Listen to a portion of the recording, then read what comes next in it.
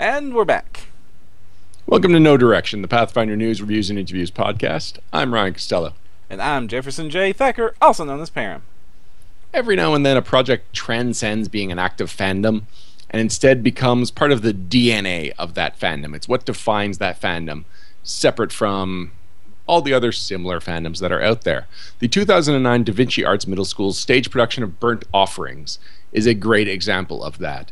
This is something that got covered in Cobalt Quarterly. They played a video of this stage performance at PaizoCon that year, or possibly the next year. It was a big deal, and it's almost become like a legend of the Pathfinder fandom. Well, here to talk about that, as well as his newest project, Night of Ashes, we have the writer and director of those projects, Mr. Thomas Beckett. Welcome to the show, Tom. Greetings, salutations. How are you doing tonight? Hey, life is sweet. You know, I'm on top of the world. Wow, I like that. Yeah. Cool. It's a beautiful day out here in Portland, Oregon, and I just got out of rehearsal about a half hour ago, where we're in the middle of blocking scene 1 for Night of Ashes, the big opera scene. So, yeah, it's fantastic. Awesome. Well, we're mostly gonna be talking about Night of Ashes, but we will go back to 2009 to start things off. Just talk about Burnt Offerings. What inspired you to adapt first part of the Rise of the Rune Lord's adventure path into a stage production? Well, I'd have to say it was the writing of the adventure path itself. We were in the midst of playing, and the dynamic characters that James Jacobson, the writers that had put together on that piece. They were just incredibly compelling, and the plot line for those of us who are big Paizo fans, like one of the big things that we have always appreciated, I think, has been like the real detail they put into plot line and these really interesting characters that they developed.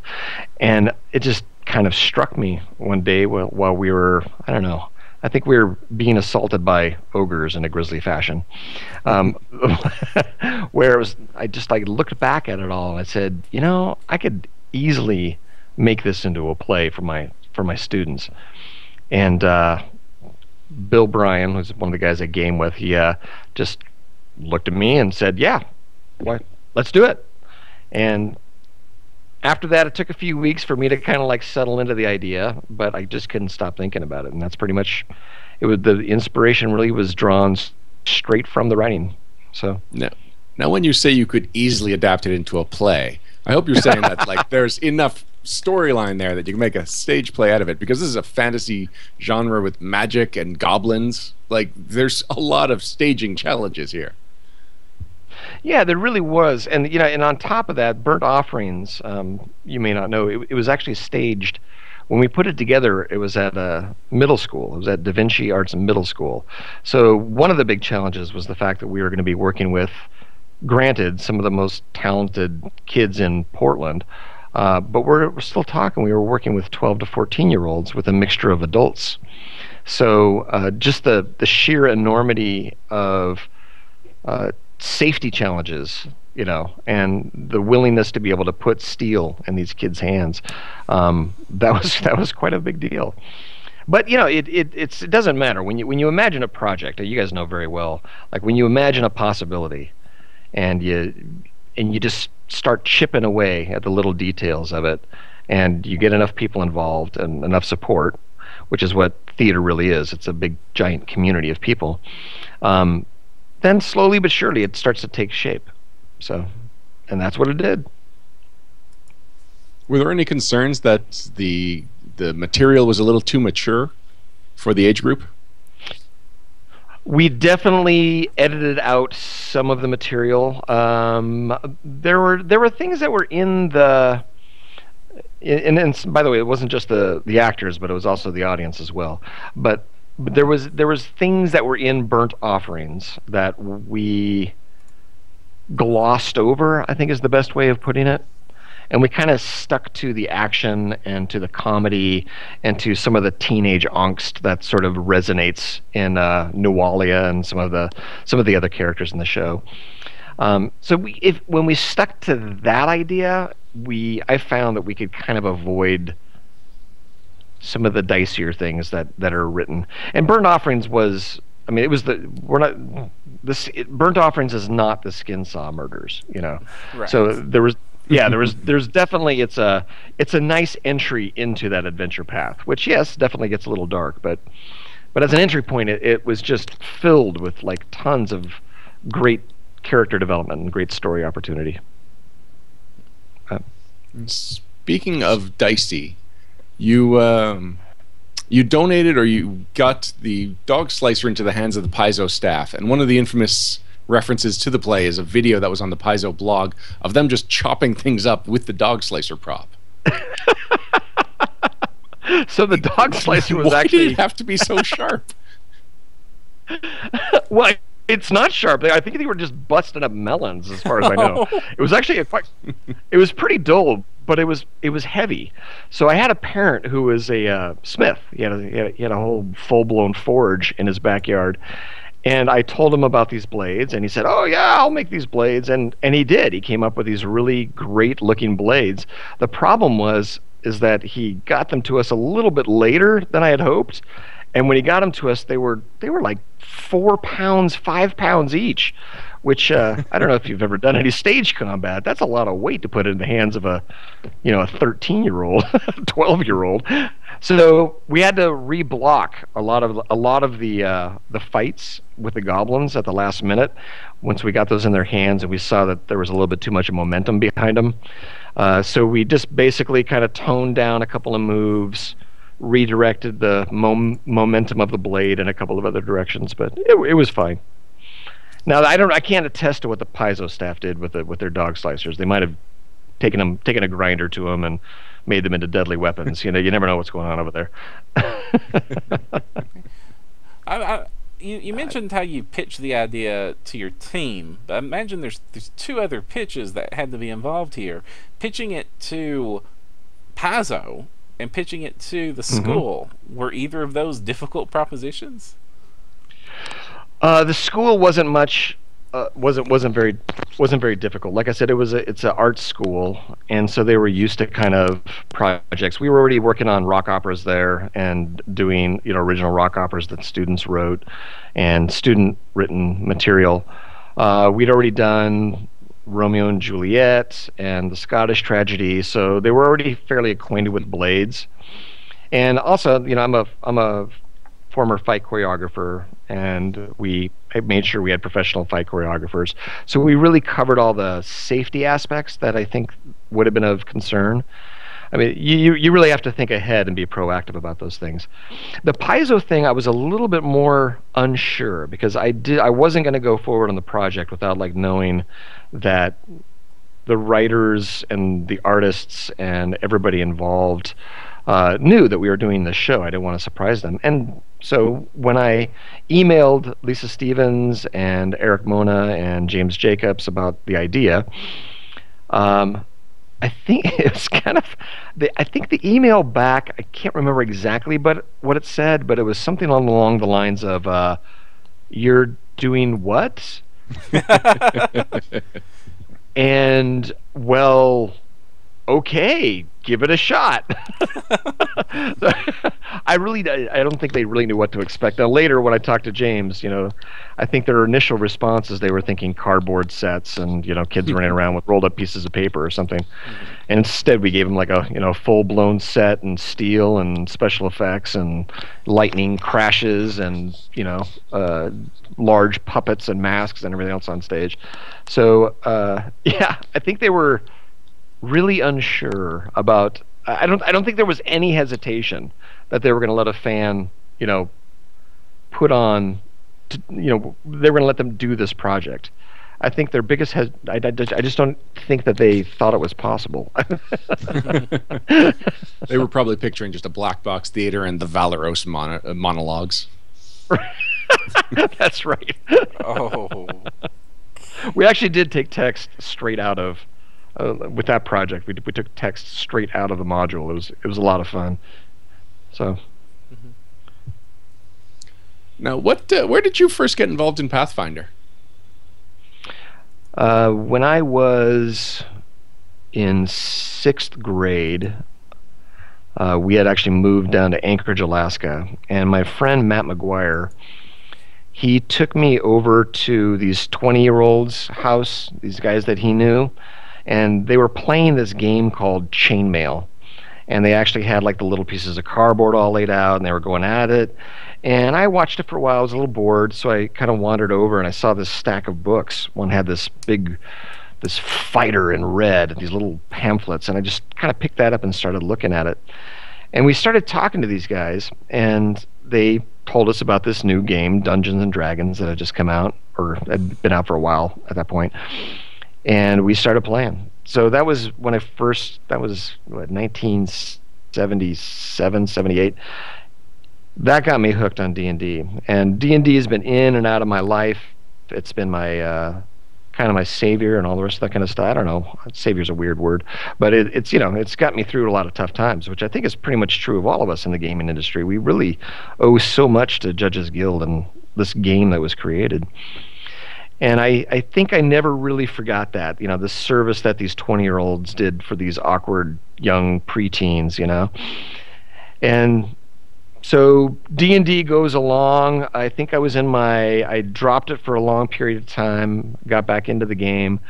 And when 3rd edition folded into 4th edition, I think, I was a little miffed at Wizards of the Coast, like most people were. I had some thousands of dollars worth of books and materials sitting right there. So the fold over into Pathfinder and Paizo, I think when we all received that letter from Eric in regards to the fact that he was going to start up his own company and they were going to go for it and continue on with the open gaming license of 3.0, it felt like the right thing. And they had so many great writers. Oh, come on, man! Like those guys are just and the artists, the artistry. It's amazing. So became a fan. I think a lot of us did. And then what about theater? How did you first get involved in the stage? Well, there was a time in 2nd grade where I played a skunk in the chorus of Teddy Rumpskin, but that doesn't really count, I don't suppose. No, I think it started in high school. Yeah, high school theater department, and ended up playing a little small role in a play. I liked it. Theater teacher came up to me later and said, "Hey, you should try out for this musical coming up." Turned out I ended up getting the lead. I actually played Jesus. It was really weird. I don't know, I just got hooked. Went on, got a degree in it, and was a working actor in Portland for a long time, and started teaching alongside of that, and ended up kind of folding that into a more of a family-oriented, mortgage-oriented, living-oriented way of making a living. So I'm really lucky. I get paid a living wage to actually create theater. So goes back. Which brings us to Night of Ashes. I could summarize it for you, but I think, well, not for you, but for the audience, but I think that you would do a better job of it. So what is Night of the Ashes, and how does it relate to Pathfinder? Okay, so the Hell's Rebels campaign was just launched this last month, and it takes place in the city of Cantargo in Chiliax. And the city of Cantargo feels very Seattle kind of, I don't know, little rebel city that has a really high focus on the arts. So maybe like kind of a West Coasty San Francisco, or just what's happening in the story is that a very ambitious Thrune, Barzilia Thrune, has decided that he's going to make his mark by becoming the Lord Mayor of Cantargo, and once and for all putting these artists and these rebels and these free thinkers in their place. So he comes into town, and I'll just kind of like leave it at that, because I don't want to spoil adventures for people. I don't want to give any spoilers out. But he arrives in town, and the Hell's Rebel campaign starts 2 to 3 days after an event called the Night of Ashes, wherein Thrune, using his knowledge, has come into town and put a stop to some of the major players amongst the rebels in town. And he does so in a quite fiery manner. That's why it's called the Night of Ashes. It feels a lot like, I don't know, like Crystal Knock or something absolutely horrific, which only the thrice damned House of Thrune could think up. So our story is using that as an inspiration, as a starting point. Our story is the Night of Ashes, and it takes place. We started off in an opera house, which figures prominently in the adventure path, and it's at a late night, last minute dress rehearsal of a famous play called The Huntress of Heroes, a famous opera, excuse me. And as they're right in the middle of this rehearsal, the Order of the Torrent, a group of Hell Knights, comes in and has been given orders by Barzillai Thrune that the play be shut down because it is seditious. Its content is seditious. At which point, a lot of politics get involved. There's a lot of conflict between our Hell Knight orders. The Thrune, the Grand Inquisitor, has his own little plot, this plan that he's trying to do to institute power here. And the bottom line is that our protagonist, a woman by the name of Mare Lictor Flaminia Sabinus, who happens to be the daughter of the lictor, the general, if you will, of the Order of the Torrent. She is put in the position of actually having to aid and assist the people who she actually came to arrest. And so the play becomes this attempt to save the young Baron Victicora and get him out of town, while all the time being chased literally by the forces of hell. And each time, and so her personal sort of hero journey is trying to come to grips. What do you do as a believer in law when the law seems like it has corrupted itself? How do you choose sides in that situation? And her counterpart, Rexus Victicora, the Baron, he is busy trying to deal with how do I seek revenge in a way that's going to be workable? How do I deal with this, all of these things that are being thrown at me? So it's very much a play about kind of pretty much what I really wrestle with inside the game, at the tabletop, which is how do you work together? You know, how do you meld this group of people into a common cause, and in such a way that you can actually further your own goals? It's a great play. Now, it's a challenging group of characters, and the setting is just, it's so horrible in so many ways. You know, this dire circumstances that these young people are suddenly thrown together.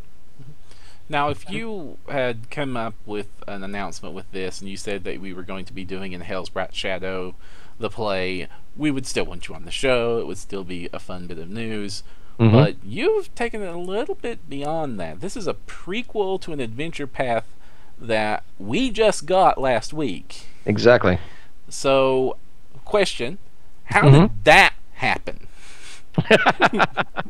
Well, originally, okay, so a little bit of backstory. Our theater company here, my philosophy as a theater teacher is that I'm not really a theater teacher.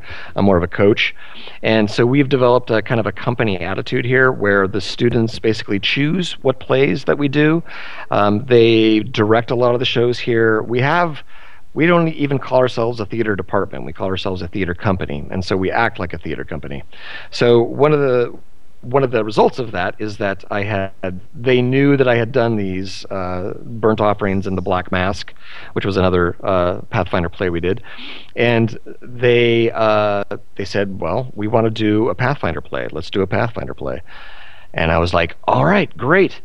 So I had a play that I'd had in my head for a long time, based on The Mother of Flies, a nice big swampy foresty play, nothing like having fairies, dire fairies out there, and just the clashes that were going to happen in the woods. But I got word, obviously, that the 100th edition of the Adventure Paths was coming out from Paizo, and that this is a big deal. I mean, this is a company that didn't know for the first few years what was going to happen to them, and now we're looking at their 100th edition. And so when I heard about the content, Hell's Rebels, and it was back in Chiliax, which is a very theatrical setting, I got hold of James Jacobs, and I said, hey, I'd really like to write a play about this. And I knew a little bit about Night of Ashes at this point. It was part of the pre-release information. And I said, I'd love to write like a play based on the Night of Ashes. What do you think? And James is great.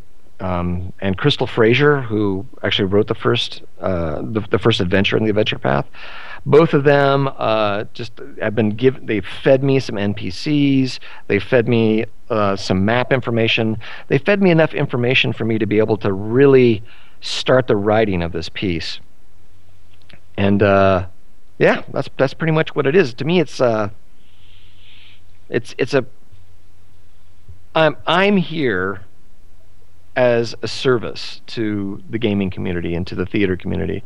That's how I see it. And this just felt like the best way that I could possibly serve them and still get what my students wanted, which was a D&D or a Pathfinder show. There you go. So it's not strictly based on any one part of the adventure path. So that must have freed you up a lot more in what monsters and so like what assets you would need to make for the play. Mm-hmm. So like now that you have not so much carte blanche, but a lot more freedom, what did you want to have in this play? What monsters? What weapons? Well, actually, we are pretty strictly. We have NPCs that are gonna be in the adventure path. One of my goals for doing Night of Ashes is that, especially for the video, that as a resource, people who are actually doing the show could go back and take a look at the video and get some sort of, I don't know, thematic and just a good feeling like what theatrically, like live, like they could actually do with their pieces.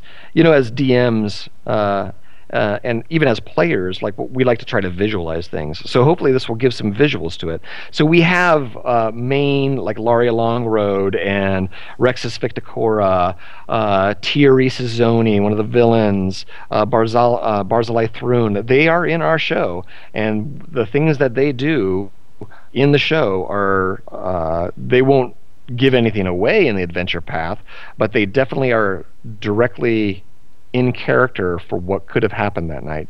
Some of the locations that are specific and some of the things that happen in the play are part of the plot line that will extend forward into the adventure path. And even some of the, like we are working on, if our Kickstarter can really get a launch on it, we're working on bringing a bearded devil, a big old Barbazoo on stage.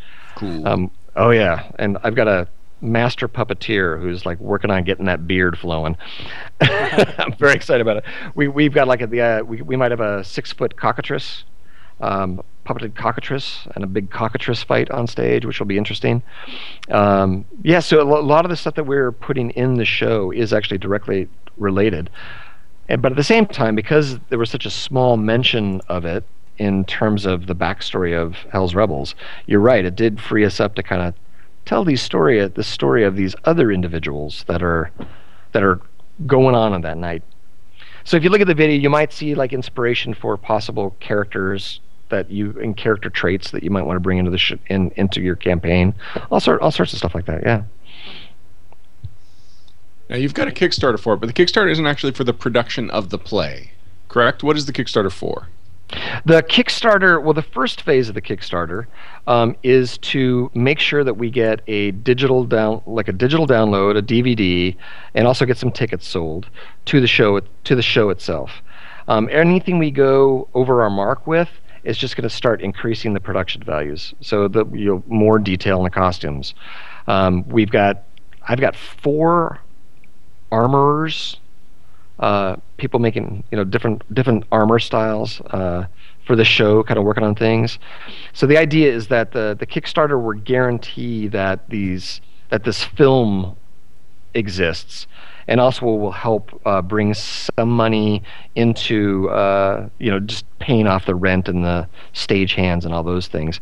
And then once we're over that 5,000 mark and the video's paid for, then we start working on the other stuff. So, yeah. Does that answer your question? I know that might sound a little confusing. It's a start. So I mean, you did Burnt Offerings without without a Kickstarter, and you had a film of it, and I got to watch it at PaizoCon because of the film, and I'm really grateful for that because it was quite an experience. So how is Night of Ashes different? Night of Ashes is different in two respects. The first one is we saw, the Burnt Offerings DVD, the thing that we showed at PaizoCon, we noticed like a lot of flaws. There were some sound issues. We only had a couple of cameras to be editing with. So we're going to up the production values of the actual video itself. So we're hoping to get a couple of GoPros and have a day of filming where we can actually move the actors from the actor's perspective through the audience. And then we're also going to have some placements. One of the guys that helped us out with the Black Mask is also he does film, so he's going to look to hire a crew to get some really high quality sound and good quality video. It's still a film of a play, so don't expect cinema. We don't do cinema, we do theater. But we're going to get it as close to possible as what it looks like for the audience that night. The second way that it's different is we are doing this show downtown in a professional theater called the Winningstad Theater. And it's this beautiful theater, all in red. Aesthetically, it's just wonderful. It's got 3 tiers. And our goal with the show, one of our goals, is to make sure that the action and the actors are as close and integrated with the audience as possible. So there will be actors actually in the audience delivering lines. There'll be movement through the audience. There'll be fights, behind the audience, like 3 feet away from them. People will be throwing fists and kicks and whatever it is. The action on stage will bring it right down into the face of the audience. And so we're hoping to be able to capture that on film, and again, so that the viewing audience can really kind of get that feeling of what it was like to be an audience member going through all that. Now, right now, you're about halfway to your goal, and I'm just consulting KickTrack. What do they say? Oh, that you're going to get 141% of your goal? You're fine. But I'll still ask my next question. If you don't fund it, will there be a more simple video recording of the play? Most likely. And you know how that kind of goes. I mean, if you saw the Burnt Offerings video, did you see that? I can't remember. I did, yeah. I saw it at PaizoCon. Yeah. And right. I'll admit I wasn't really paying attention to the camera work. It was actually what was on the stage was jumping off the screen. Right. So yeah, we'll have a video that'll be available for sure. If nothing else, parents usually want to make sure that their kids get videotaped. But definitely, it's going to make the difference between having a video that's actually useful for you as a DM and as a player, and also just like something that you could watch, in the comfort of your living room with your gaming group and have a lot of laughs with and a lot of good times with. And hopefully a little bit of jealousy that you're not up there swinging a sword, right? So let's say I want to just gain access to it. I just want to get, let's say, a digital download. What is the minimum I can pledge to gain access to that? It's actually, if I scroll down here a little bit, if you believe in what we're trying to do and really getting a bunch of high schoolers involved in this and kind of passing on to the next generation, and just getting this audience and getting a feel for the love of this, you can donate as little as just $5, right? And we'll actually put your name in the DVD credits. For $10, a mere $10, you can actually get a digital download. Later on, obviously, once we get it edited, we'll send you out a link to it, and you'll be able to download the video. Then you can also get tickets if you're anywhere in the Seattle to San Francisco to Boise, Idaho, anywhere around. If you want to come in, you can actually get tickets and get those reserved. If you want a DVD, I believe it's $25 for the DVD plus the digital download, just in case you want to put it on your shelf. So as little as $10, you could be having that digital download ready to go. I mean, that's perfectly reasonable. This is going to be what, about an hour-long production? It's about an hour and a half. Hour and a half? Then this Yeah. is a steal at $10. Mm-hmm. Yeah, I think it actually, the way we're looking at it might actually be a little bit longer. It's kind of hard to determine once you do And fight. I've lost your sound. Add the minutes in. What's I'm that? sorry. Farron? How's Oh. that? Much You better. got it? Yeah. Okay. Once you start adding in fight choreography, it gets a little bit unpredictable. And my fight choreographer, I don't know if you've been tracking this. There was a great interview on Gamerati. But our fight choreographer is a local guy who just won a couple of awards and stuff. And his name's Sam Dinkowitz, and he's a madman. He's incredible. So it's going to be a thrill to work with him. Yeah, he and I are of a like mind. We like to press it as far as we can and trick the audience as much as we can. So it'll be quite enjoyable. What happens to the props and the costumes and the sets after the production? So, a lot of them go into storage. A lot of the equipment is rented. The swords and such go into a stock. We'll still be using swords from Burnt Offerings, and then there's a whole new group that comes in. We loan them out to different high schools. We kind of trade things back and forth. Some of the equipment, though, will possibly be offering as stretch goals coming up on the Kickstarter. Oh, hey, another great stretch goal. This is just it's not even a stretch goal. We're actually going to put this on. Is that I don't know if you know the guys over at D20 Pro. Mm-hmm. Yes. Yeah, well, D20 Pro, we have a main character in our show, Marilictor Flaminia Sabinus, who happens to be the daughter of one of the main NPCs. And so we took a little liberty in creating her character, but James Jacobs has agreed to write up a stat sheet for her and a little write-up on how to integrate her into the campaign. And D20 Pro is working on actually putting that into their system, so that when you're gaming, you can actually bring on this character. So yeah, that'll be one of the rewards. One of the rewards we'll be offering. So yeah. We got a question from the audience from Dog Joys. He wants to know if there's any way currently to watch Burnt Offerings. Currently, I mean, we have copies. We could probably press some copies and find a way to get it out there, and we could probably get it on digital download too. Let me look into that. Pay attention. I could probably get you an answer to that within a few weeks. If you head over to our company webpage, which I think you guys have, or to our Facebook page, which is Company Warriors. I'll try to get an answer to you on that in a couple of weeks. That shouldn't be that difficult. Yeah, I guarantee you there's demand for that. All right. I really appreciate that. It was a blast, that show. Honestly, it belongs in a Pathfinder museum. I'm pretty sure they have a copy up there. They also have one of our skin saw masks and a couple of goblin masks up there at the Paizo headquarters as well. So very cool. Actually, are there any props or whatnot left from Burnt Offerings that could go, like the sale of which could go towards funding Night of Ashes? Absolutely. I still got goblin masks. I got another skin saw mask. I even have a dog slicer left. I'm loath. Oh, do you? I am loath to part with it, but theater is supposed to be a one-time event, right? I still have the demon blade of Noalia, which is a nice piece. Yeah. Very cool. Yeah. That's a good thought. Thank you. Yeah, I know that just like the limited edition autographed core rulebooks, the gold ones were going for several $100s when they did the charity auctions for them. Mm-hmm. I know because I keep losing and bidding large amounts and losing.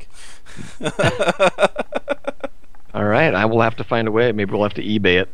Figure that one out. It was a selfish thought because I would certainly love to have any of those props. Your prop master did an amazing job with them. If you want to pay the postage on a 5-pound dog slicer, I'm ready. Good stuff. Okay, so how's the production? Go for it, how's the production going right now? What stage in development are you right now with Night of Ashes? So spent most of the summer obviously doing the writing and also ordering the parts, the little pieces, the production end of things. We had it cast at the end of last year, so we had our group ready to go. The music for the piece, Grant Law, who's a friend of mine who's been involved in all three projects. He is busy writing an opera, and we've got most of the theme music rolling through.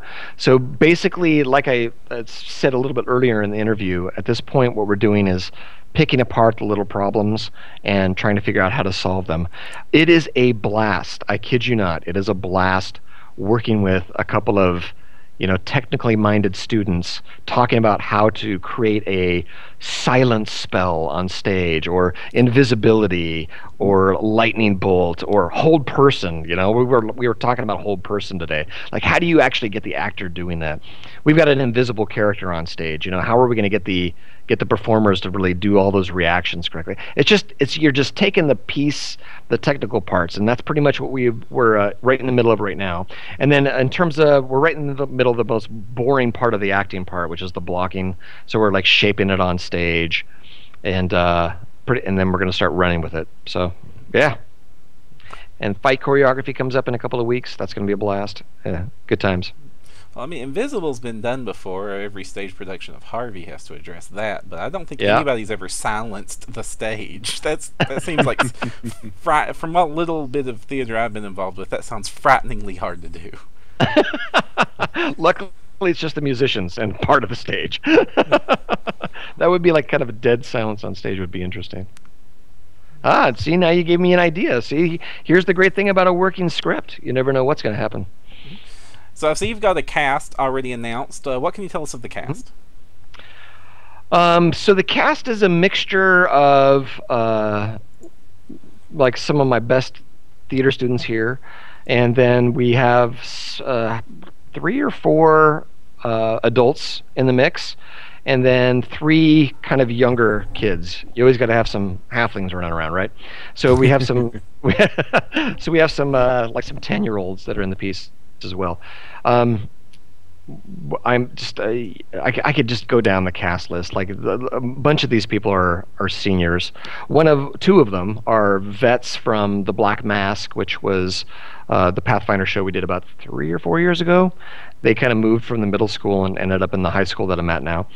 But yeah, it's a really amazingly talented group of kids. We got dancers and acrobats and all sorts of people in this thing. So I see you've got some production shots here of the costuming. Who are we seeing here in the blue with the spear? That is Cameron Fuller, and she is one of my Black Mask veterans. She is a dynamic actress, years of dance experience, just an intense person on stage. She seems like she's about 8 feet tall on stage. She's playing the Marelictor. And man, her and there's another woman, Emma Hossifus, who's playing kind of her opposite, Duxitus Trex. They're amazing with a sword. They're really great fighters. So that's and that's just beyond the acting. She's got a whole resume. She works downtown in professional theater, as well as a couple of the other kids in the show. So they're really great kids to work with. Or I should say young adults at this point. Yeah. Okay. All right. Let's just give the people, I guess, a couple more minutes. We're wrapping up the interview soon, so if anyone that's watching live has any more questions, let us know. Tom, I'm kind of curious, has anyone, because it's been like several years at this point, has anyone from the cast of Burnt Offerings gone on to professional theater school? Like higher education, I mean? Let me think through that. I'm assuming you've kept in touch with them. Oh yeah, some of them. Nualia is actually down. She just got done filming a Viking series here in Portland area, and she's actually down in LA now doing modeling work and looking for film. Cool. Yeah, her name's Aja Wald. Definitely an amazing young talent. Let me try to think here. Charlie went on to do soccer. Tucker went off to become a scientist.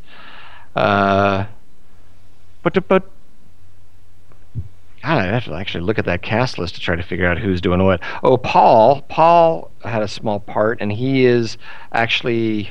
Where did he head off? I think he's in New York studying acting.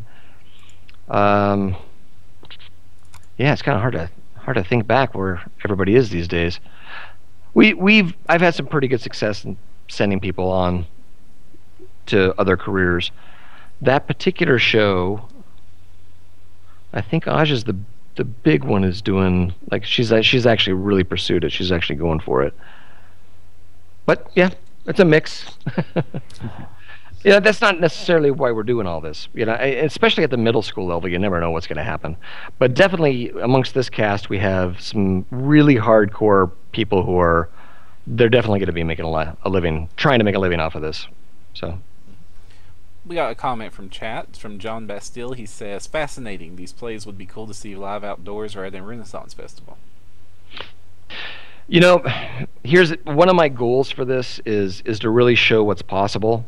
If it's possible for us to put burnt offerings on stage, if it's possible for us to, write a play in Absalom that doesn't even exist in Pathfinder, but using its themes, if it's possible for us to bring a bearded devil on stage and bring to life the thrice damned House of Thrun, there is absolutely no reason why people can't be doing this in their communities. I was astounded to find out that burnt offerings, I guess there was a couple of stories from Gen Con's past of like small pieces of theater that happened that were sort of interactive, but it was astounding to me to find out that with burnt offerings was the first fully produced play based on that legacy that was left to us by Gary Gygax. I mean, it was actually the first, role-playing game actually put up on stage, and that was kind of really. I had to look and look and look to prove that statement wrong, but I still can't find anybody who can point towards a play that was fully produced like that off of an RPG. I can't think of one either, and that's really odd considering there's a game called Mind's Eye Theater. Yeah. Yeah, and really it's possible. See, you can do in theater what you can't do in film. Theater you can do with a very low budget. You can do without any budget, quite frankly. You can do with all you need is an actor and an audience. And there's no reason why we can't be doing these kind of things with the amount of like theatrical talent that exists in the gaming world, with the amount of technical genius that exists among the players that are out there. We're only limited by what we say we can do, and we wanted to do Night of Ashes. So I've definitely seen plays about gamers, but it's true. I've never seen a flat-out fantasy adaptation or a theater adaptation of a fantasy role-playing game like this. So I really do think that you should be commended for what you've accomplished. I know you're saying that if you set your minds to it, you can accomplish anything, but I also think that this is quite an accomplishment and something you should be very proud of. Well, thank you. Thank you. I am. Everything I'm saying is a step above the community theaters I'm used to. Right. Well, good. Well, we hope to really entertain our audience, and then hopefully through this Kickstarter to be able to entertain a broader audience and actually produce something that's useful to all of you guys who are listening out there and to all the gamers and fans of Pathfinder. Excellent. Well, I guess we're going to be wrapping things up right now. Why don't you remind people where they can find out more about Company of Warriors and the Night of Ashes Kickstarter? Well, are you guys going to be able to post the link to the website online, or? Yes. Yeah, we've already posted them in chat, and we'll post them in the show notes when we post it as an audio podcast. It's already been posted on the promotions for this episode too. So perfect. So that's the place to go. If you follow that link, you'll be able to figure out who it is, what we do. You can like us and follow us on Facebook, Twitter. And those links are keyed right into our company website. Check out the Kickstarter. If you got $5 sitting around, get your name in a DVD, and you can watch it at home and go, "Hey, that's my name!" Right? Same thing, $10, digital download. It's awesome stuff. So, anyway, I really, really appreciate you guys and everything you do. Big fan, and just whenever it's a long car ride or I got to fly somewhere, your podcast is one of those things I load up. You guys are great. Thank you. Awesome. Well, thank you, Tom. And you're going to let us know the stretch goals and if you put anything up on eBay. Definitely. I don't know how to work eBay. Yeah. I'll have to find something to do that. You do either of those things, we will definitely spam it to our audience, because that is definitely things they will be interested in. Unless Okay, it's something I want to win. Keep it quiet. I don't know. That's a Kit Ray sword, man. It's a nice sword, that demon blade, I tell you. It is a good looking sword. All right. Well, take it easy. Excellent. Thank you, Tom. We'll be right back with the news right after this. All right. Pathfinder news. Pathfinder news. Pathfinder news. Pathfinder news. And we're back. Welcome to the Pathfinder News segment, where we talk about all the latest happenings in the Pathfinder in the Pathfinder community and for the Pathfinder role-playing game. And we've got a big bit of news and an unfortunate bit of news that, Param, you're pretty much going to take the lead on this. What happened with Goblin Works over the last couple of weeks? Okay, so it's been some bad news with Goblin Works, and we got our first hints of this at Gen Con when we were doing recordings there, because notably absent at Gen Con was a lot of mentions of Ryan Scott Dancy. It turns out that he has left the company. He's no longer CEO of Goblin Works, and that has happened a couple of weeks ago. I guess about 3 weeks now, as of this recording. September 2nd is when it was announced. Right. And he left 2 weeks before that announcement. Okay. And then that was just part of the news, because now it appears that due to lack of funding, the Goblin Works company has been reduced to a staff of 3, laying off nearly its entire workforce. They did keep 3 of the employees. Lisa Stevens is currently the acting CEO of Goblin Works in Ryan Scott Dancy's stead, and it looks like they are attempting to sell the company as of the last updates that I've seen on this. What this means for Pathfinder Online is not good. I mean, technically the game is not dead. I can't say the game is dead, but at the same time, this is definitely not a good bit of news for the game. I can't think of any game that has survived an announcement anywhere similar to this, and I've seen similar announcements in the MMO space before. Never this dire. Basically, it looks like they were hoping to gather additional funding to complete the game. As many of you know, the game is currently playable in alpha. You could have bought into it. I think you still can if that's something you want to do, but they were hoping to finish the development of the game and get it to full release by attracting additional funding, and they have not been able to at this point. So the staff has been reduced to a maintenance staff. They say they will keep the servers online as long as the funding is there to pay for the servers to be online. That depends on how many people stay subscribed after an announcement like this. And then they're hoping to find somebody to buy the company out. I don't know how likely that is, because Pathfinder Online has had a very bumpy road in both of its development cycle. It even had a really rough Kickstarter. It just barely squeaked through its Kickstarter to get funded. It's attracted a lot of criticism in the gaming industry for a score of different reasons. I can't say even that I'm all too surprised by this announcement. I will say that at Gen Con, I was actually surprised of the quality of the game of the demo they were showing had improved from the last time I played the game, but that still was not at an area I think competitive to its market.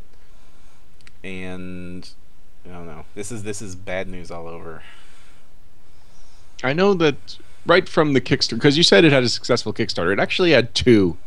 And right from the launch of the second Kickstarter, I think a lot of people were confused about what exactly they Kickstarted the first time. And it was laid out pretty clearly if you go back and read it. Mm-hmm. But it's still, I think people were under the impression that the first Kickstarter was for a lot more than it actually was.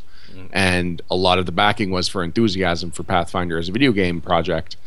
And that enthusiasm was lost as soon as the second Kickstarter launched and barely funded. Right.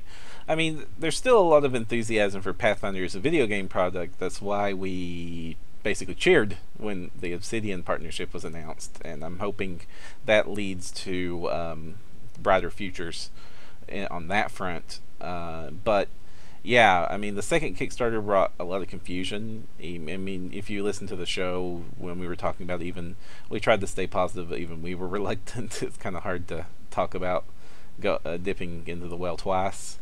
And I think a lot of the success of those Kickstarters has to do with the print products that you got by backing it, which wasn't cheap to make. So I don't know how much of the Kickstarter money actually went to the games itself after paying for, you know, art, development time, printing costs, and some of them were ambitious, especially the second one, Emerald Spire.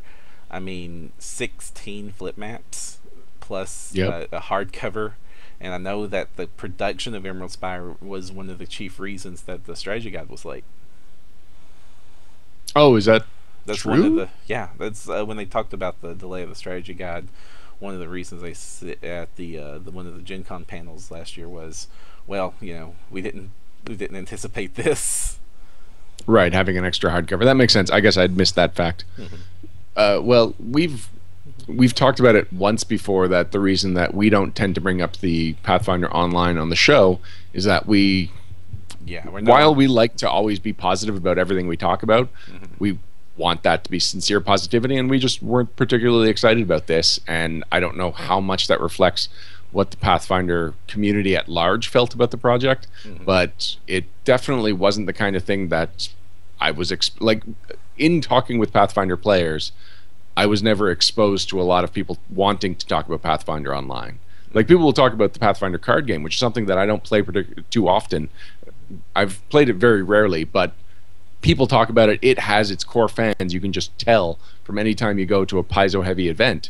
And Pathfinder Online just never got that groundswell of fans that really wanted it. Right, and it was getting... well, there's no way I can talk positive, so I'm going to have to enter some negative talk space here, guys, and I'm sorry. And I'm going to try to not just lampoon the game, because I think it had some positive aspects and had some very positive ambitions. That, if anything to say about this product, is it was ambitious. I can't fault the ideals behind what they were trying to create, but yeah, from my other major hobby is massively multiplayer online games. Besides Pathfinder, I have almost an equal amount of dedication to the MMO space in all of its forms. You would be hard pressed to name an MMO that I have not spent 40 hours on. And I was excited because I'm probably like the target audience for this game. Like, of all the minuscule like sub-factions of sub-factions of sub-factions that are involved in these sort of production like this, I wanted a PvP open world fantasy MMO based in the Pathfinder universe, and I couldn't get into it. Like, I could not get into this game. I think one of the core problems that happened with this game is that they were very ambitious with their process. When it started off, Ryan Scott Dancy came up and he said that it's surprising about how little money you can make an MMO for these days. And making games have become a lot cheaper over the past 5 years with things like the Unity engine and the changes to the Unreal Engine licenses and the indie game boom, and they're video game development right now. And for online multiplayer games, that's especially true. I mean, all you have to look at is stuff like DayZ and N1 Survivor Stories and Ark Survival Evolved and a bunch of basically DayZ clones that have sort of eat this space up. And you look at Minecraft and its success, and that was made on a shoestring budget. It is possible to make cheap games that are also ambitious today. But what they tried to do with this, well, and I'm giving them all the benefits of the doubt here, is they tried to show us the entire process. They tried to show us, well, this is what it actually looks like. And I've seen what it actually looks like in the video game design industry. I've seen how the sausage is made, and that is not a pretty thing to look at until about a month before launch. Like, the stuff you see at E3 is just it was what is called a vertical slice, where they have over polished this 15 minutes of gameplay and everything else looks like garbage.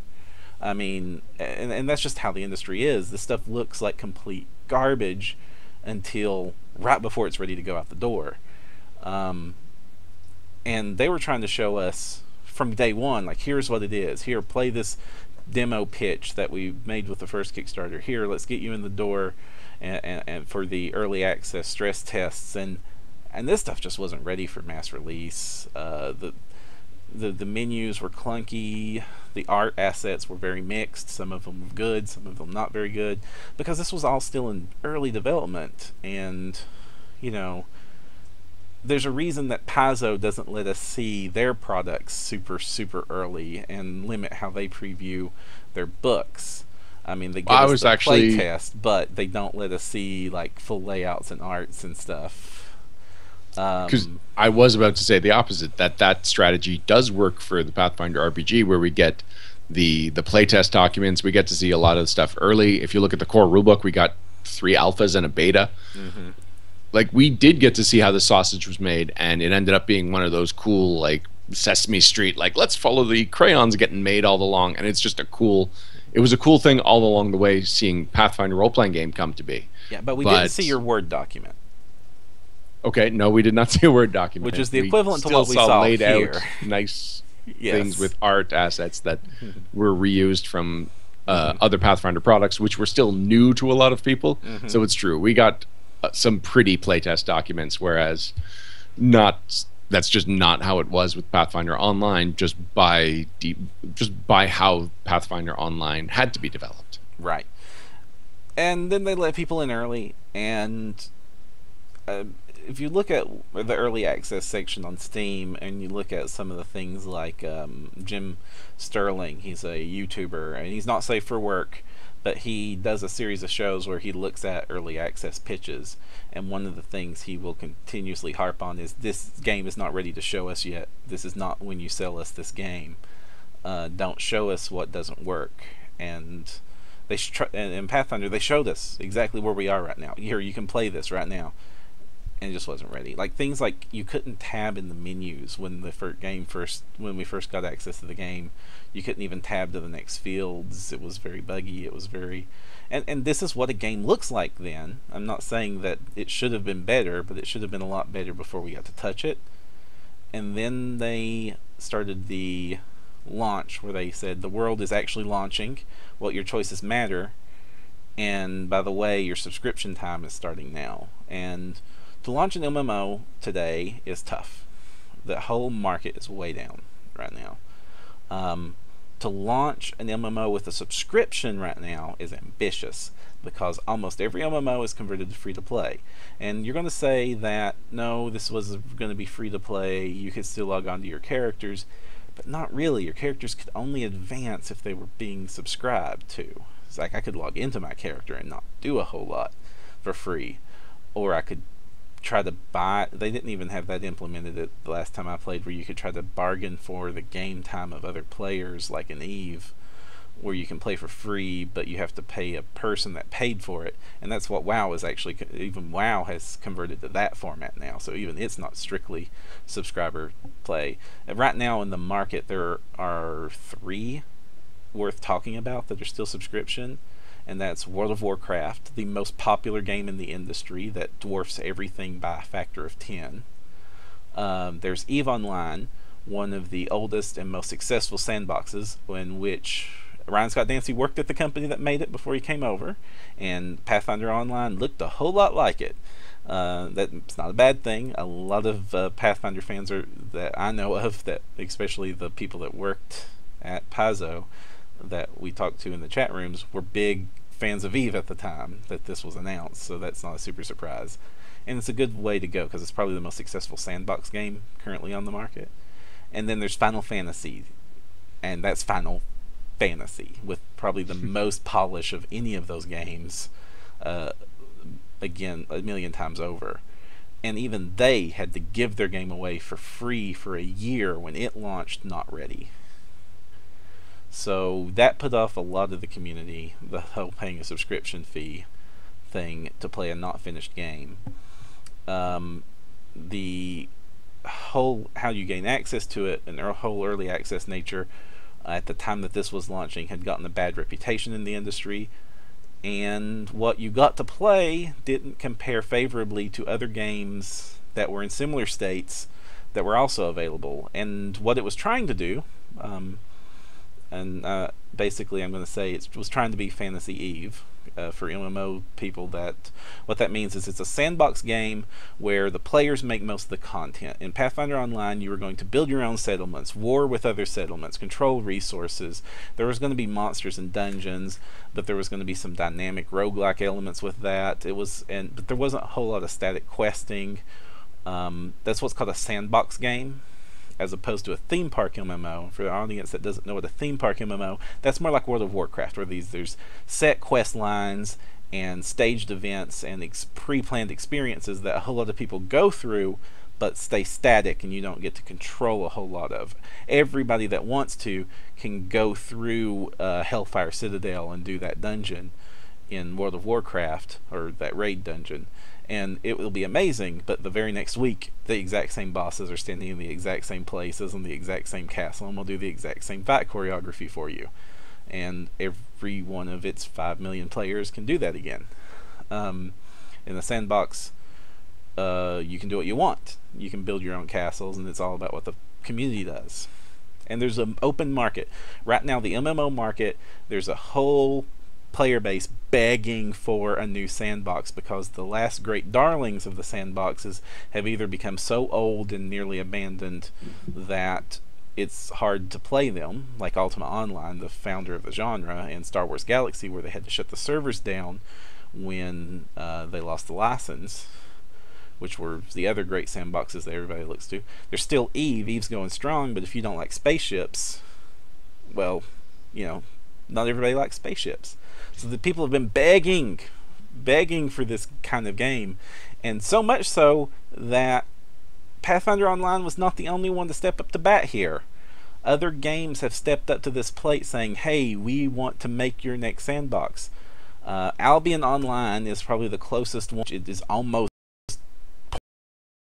point for point exactly what Pathfinder Online was going for, but with a top-down perspective, simpler graphics, but a great art style and a very well polished engine that I got to get in early and play that game, and I want to play that game again.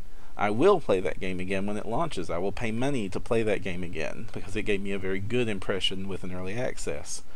EverQuest, one of the most famous names in the genre, has decided that their next game is going to be the same game, but with Minecraft slapped on the side of it, so that not only do you get to build your building, you get to design it exactly how you want it to look.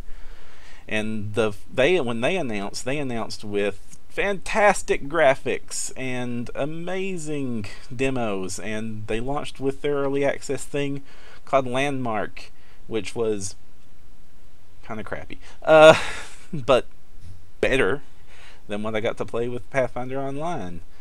I was always waiting to see this game get finished, get to a state that it was better. And these other games, they're going to hit market finished before this was going to finish and hit market, and that bleeds player base off. So with the whole market declining, with the game not having a very good reputation in the industry, and with competitors were hot on its heels trying to do everything it said it promised to do better. And I just listed off 3.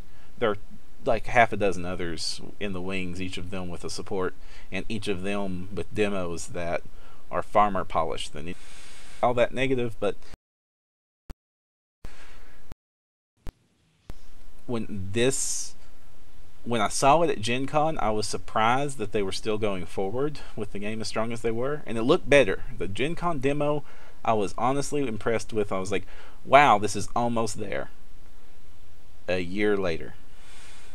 And it's been a year of people paying subscriptions, and the reputation being gained, and a lot of drama in the game itself, because it looks like they were going to cater very hard to the PvP crowd with this, which factions like we see with the Russian factions, or in Eve, or the Something Awful factions, or the Reddit or Fweddit factions were being developed, which are these uber conglomerates that dominate these games. Whenever you have an open world sandbox, people like this show up, and they're not just better than you, they're 100 times better than you, number in the thousands, and are willing to stay up 24/7 to ruin your day. So you have to be willing to participate in an environment where there are people that are literally willing to spend a day job plus a part-time job's worth of time competing against you. So it's not friendly. And so that's where we left it. So when the announcement came, can't say I was surprised. I was expecting this announcement to come soon. Well, here are some positive things we can say. We don't have to worry at all for Paizo as a company, or for the future of the Pathfinder role-playing game or the adventure card game. Both of those are still going strong. And Goblin Works was a separate entity. Sound, Ryan. So even if it completely... And how about now? You're back. Yeah. What I was saying was, we as Pathfinder fans don't have to worry about Paizo. We don't have to worry about the Pathfinder role-playing game. We don't have to worry about the adventure card game. All of these things will continue to go strong. It is unfortunate that Goblin Works has had to lay off all these employees, and that the future of Pathfinder Online is fairly bleak. But luckily, Paizo as a whole is still a very strong company financially, and in all the ways that it's always been a strong company. Yeah. When we first announced that Goblin Works was being created, I was confused, and you were confused. And it has become exceedingly obvious since this announcement is exactly why. It limited their risk. So if they had not formed Goblin Works, this news could mean Paizo going under, not just the game going under. And we say going under because it looks bad. It looks really, really bad. Let's not softball this one, but there's still a chance somebody comes in and buys this. And looking at some of the numbers they were batting around, this isn't exactly an expensive buy. I don't know. I can't imagine that somebody would buy the game to develop the game, but the rights to make a Pathfinder MMO still has some value. So I don't know what a buy like that would be like. I don't know if it meant the game itself would be finished in any sort of style, or if they would buy it for the assets. Sometimes that's what happens. A company buys a game like this that's failing just so they can... Making this art is extremely expensive and time consuming, and being able to buy a whole bunch of pre-made fantasy art for my fantasy game, it has value. Buying the right to make a Pathfinder Online game has value for a company that can pull it off.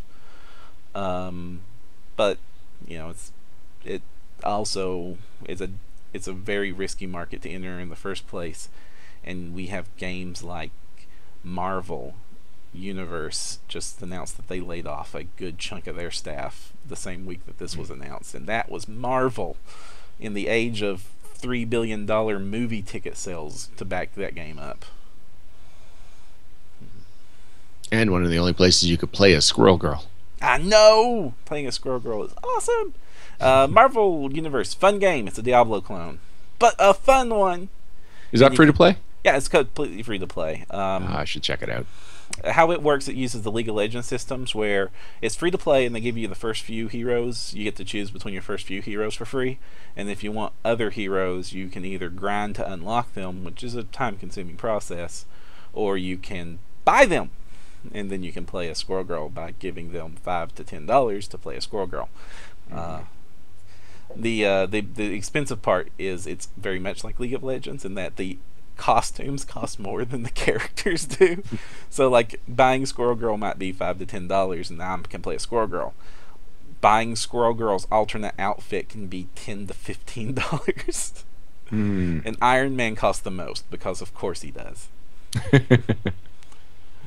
But no, it's a fun game. And for those of you that are happily playing Pathfinder Online, they're going to keep the servers up as long as the money coming in equals the cost of keeping servers up or greater. That's what they said on the announcement.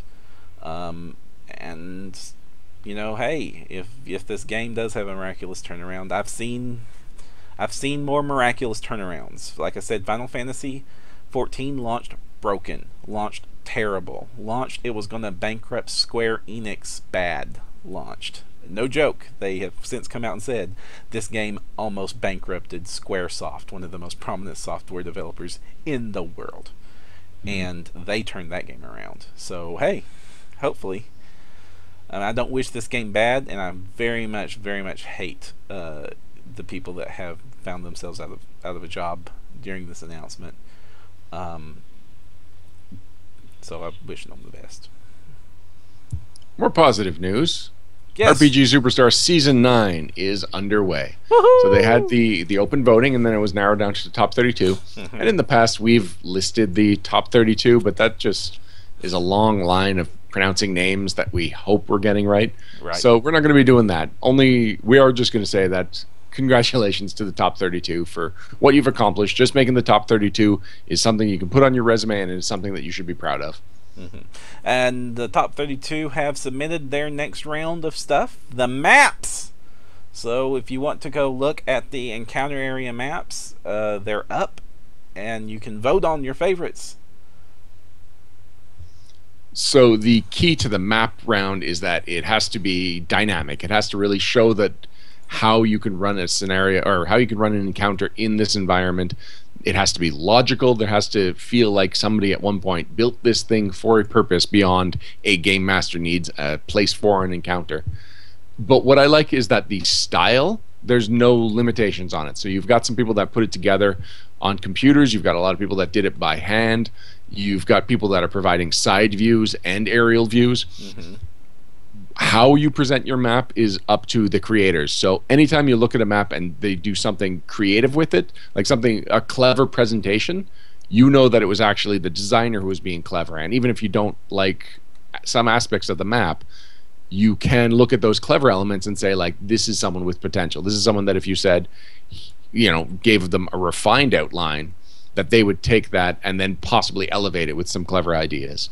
So there's a lot of different ways you can look at the maps. And of all the rounds, this is also the easiest one to just to vote on, because yes, there's 32 entries right now, but it's 32 maps. You can just look at them. If it doesn't grab you right away, maybe give it an extra couple of seconds to see if there's something you missed at first blush.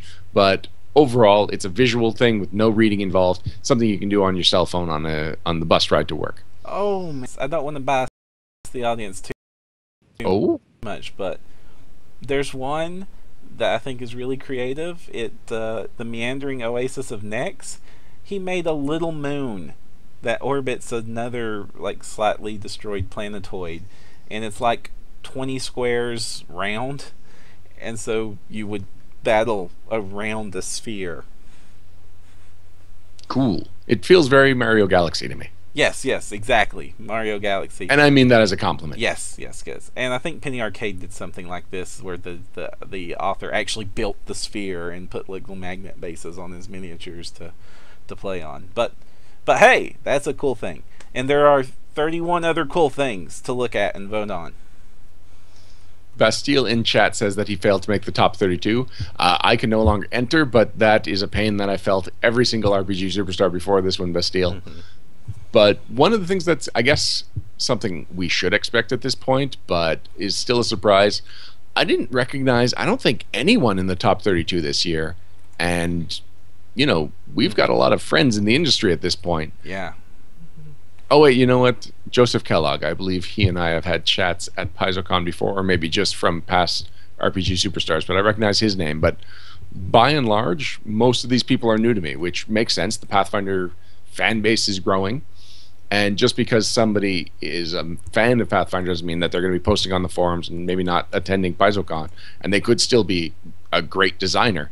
So it's nice to see a whole new crop of designers. It's just a little bit of a surprise. I usually, by the top 32's reveal, I usually have a couple of people on Facebook that I can go and personally congratulate.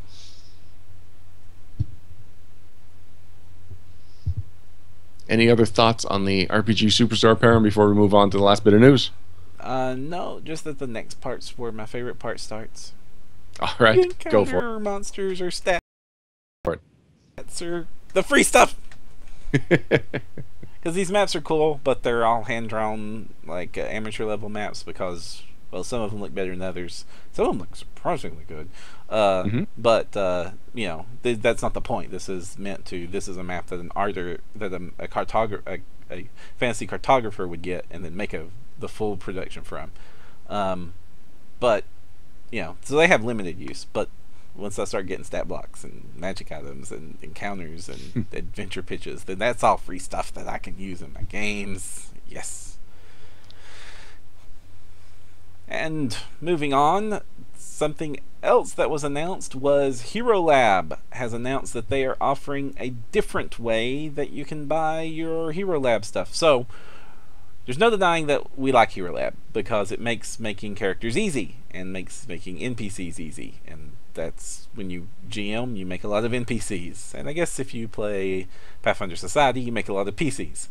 And I've been super happy using it with Rise of the Rune Lords and all of the encounter library. That's really changed my game. It's made a lot of the tactics that I employ. It's improved that, because if I come across a feat or a spell in the monster stat block that I don't know the rules of right away, a lot of times I'll just move on to the next one that I do recognize and go from there. Whereas having Hero Lab open and just being able to scroll over to see what these spells are, it means that I can consult the rules, figure out if I want them or not, and then employ them a lot quicker than I had in the past, where I had to crack open a book if I knew offhand what book the option was in. Well, this won't help that aspect at all. No, because what they have announced is class packs, which Hero Lab is great, but if you wanted to buy in now, it's like $25 to get the core rulebook, and then $10 to $15 to $20 to buy each additional book on top of that. And Pathfinder has had a lot of books since the release of Hero Lab. A whole lot of books. And they're really good about getting those books in, like as soon as those books hit the shelves too. They have Occult Adventures already, and that was crazy. The amount of work involved in that has to be insane. So what they've announced are called class packs, where it's groupings of 3 to 4 different classes, and not every book, but it looks like all the player-focused hardcovers are included, which is substantially cheaper than buying them and buying all of those. So if you just worry about 1 or 2 classes, you can pay $30 and everything I need to know for this class, except for the soft covers. So this is pretty exciting. You've got the fighter pack, and you've got multiple packs. I'm going to go through them one at a time. So the fighter pack isn't just the fighter. The fighter pack is the fighter, the cavalier, and the samurai. Okay. It has all of the archetypes for those 3 classes from the core. Okay, sorry. The options come from the core rulebook, the Advanced Player's Guide, Ultimate Combat, Ultimate Magic, Advanced Class Guide, Occult Adventures, and they've already said that it will include Ultimate Intrigue as soon as that becomes available in 2016. It will include all the archetypes for those classes, all the feats, spells, gear, optional rules, and everything else pertaining to those classes, which I think is a much more efficient way of doing it, because instead of just being like, with a couple of books as an exception, instead of saying like, I want to choose all my options from a single book source, they say these are the classes that I'm most likely to play, and give me all of those options.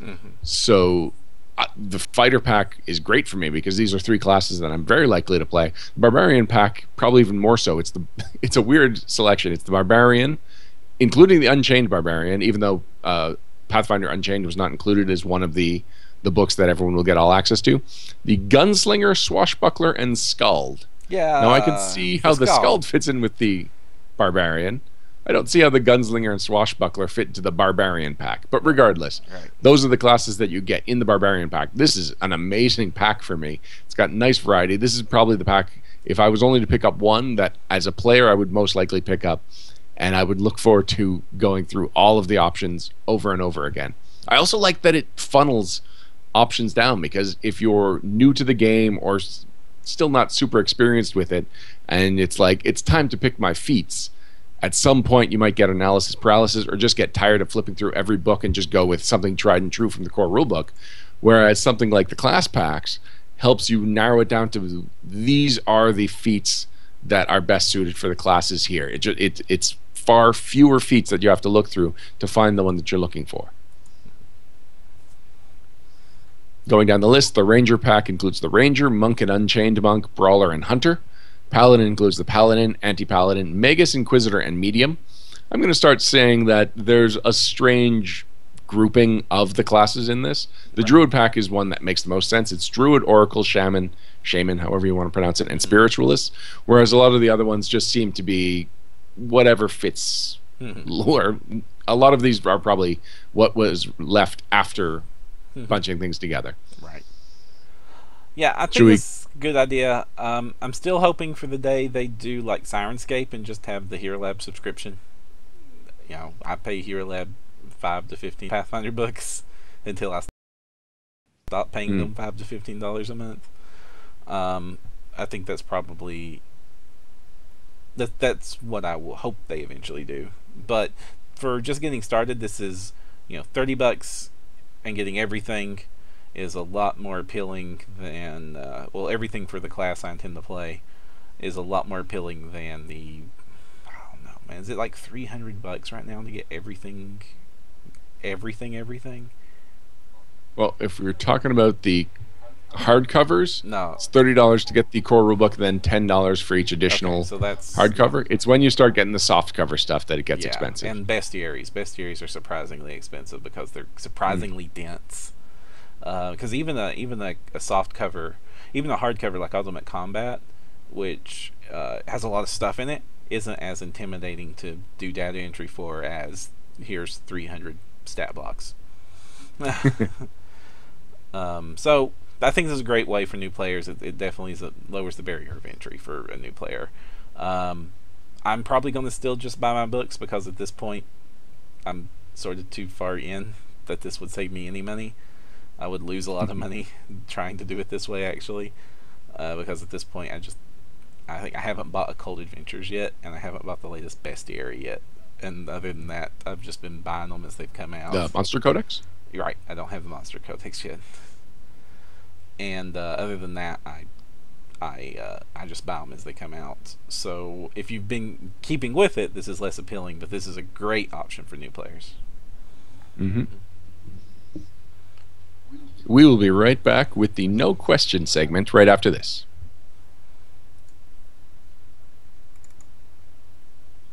What you know? No questions. You no questions? No questions. You no questions. No questions.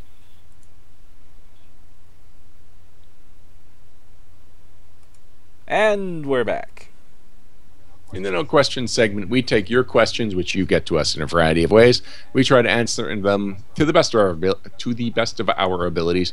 They can be questions about the role-playing game, rules questions. They can be questions about how games can be played. They can be questions about the Pathfinder world. Whatever questions you have, you can get them to us, and we will try our best to answer them.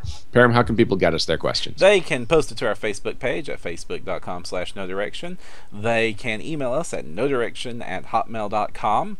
They can ask it during a live show, in our live chat, while we are doing the live show, which gives us even less time to prepare.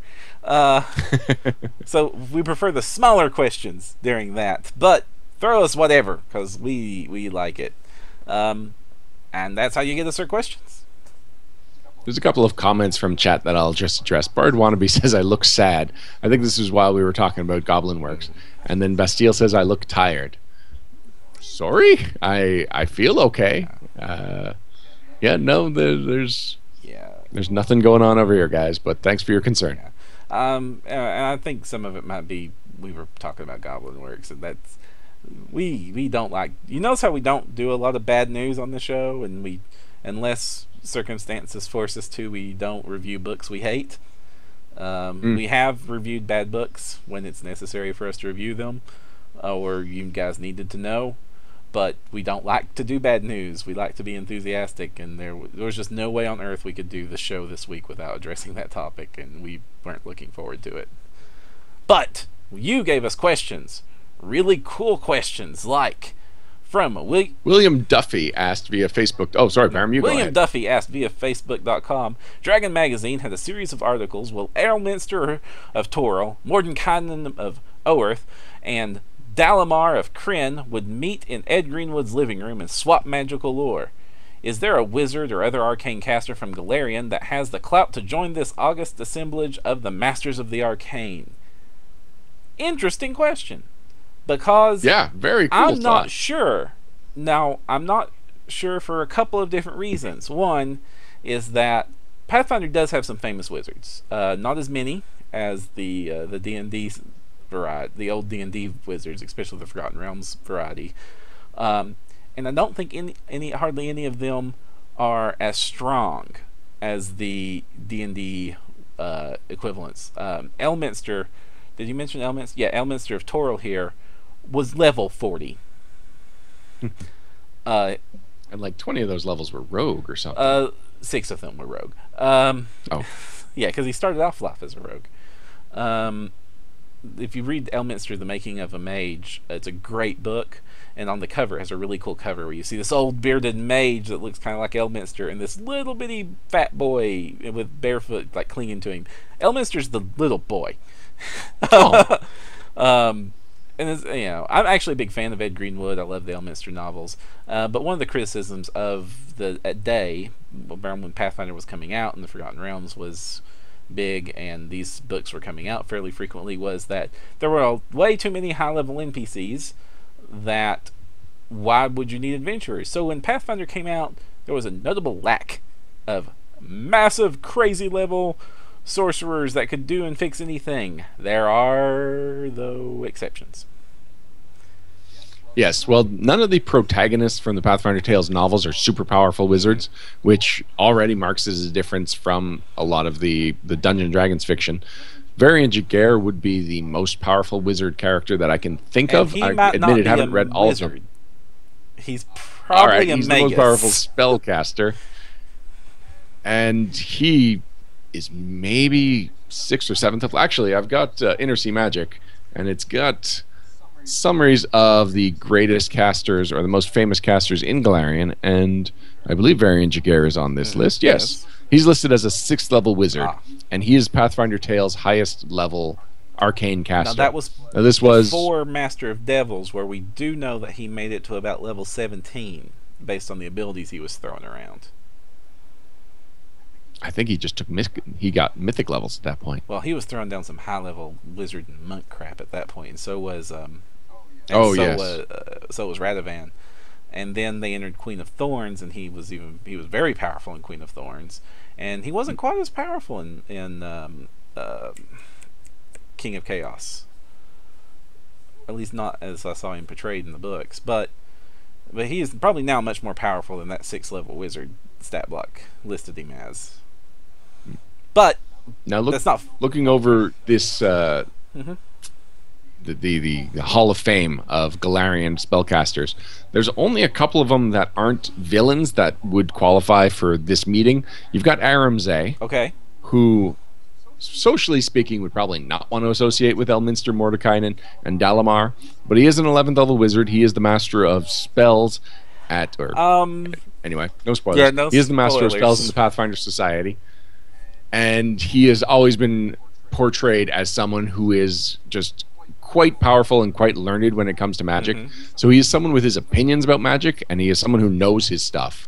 Socially speaking, I don't see him working too well in that group. and there's some other difficulties. Yes, he's just a jerk. Whereas Creighton Shane would be the other caster. He's the master of scrolls. He is a much more sociable spellcaster. He's listed as a Diviner 7, Lore Master 3, which again shows that he knows his stuff and actually is probably even more qualified to have this kind of social conversation about magic. I don't know how much patience Elminster, Mordekainen, and Dalamar would have for him. I don't know. I think Elminster would totally be on the same page as Creighton. I mean, that Elminster is always portrayed as a crazy hippie every time he shows up. Now, Mordekainen and Dalamar, they would just get fed up with him, but I think Elminster would be cool with him. Not Mordekainen. No. But I think Creighton Shane's probably the only one on the list that would be sociable. And yeah, another one, Razmir. Razmir is one of the people that I had shortlisted. He's one of the villains, obviously. Well, is he? Okay, fine. He's someone masquerading as a god, or yeah, he's masquerading as a god, masquerading as divinity itself, even though he is an arcane caster. The worst kept secret in Galarian. We'll just say spoilers anyway, even though it's way too late for I that. thought Drow were the worst kept secret in Galarian. Yeah, there's a few worst kept secrets in Galarian, I guess. The thing about this is that, again, would he actually want to discuss things with Elminster, Mordekainen, and Dalamar? Not only is he potentially a villain. You seem to be on a different page than me on that one, but he is in the world of Galarian a big secret. He is just a complete charlatan when it comes to what he's doing. So even if he knew that he was going to another realm to discuss this with casters from all kinds of different realms, I don't think he would ever want to get his secret out. I don't think he would ever openly admit to being anything but a living god.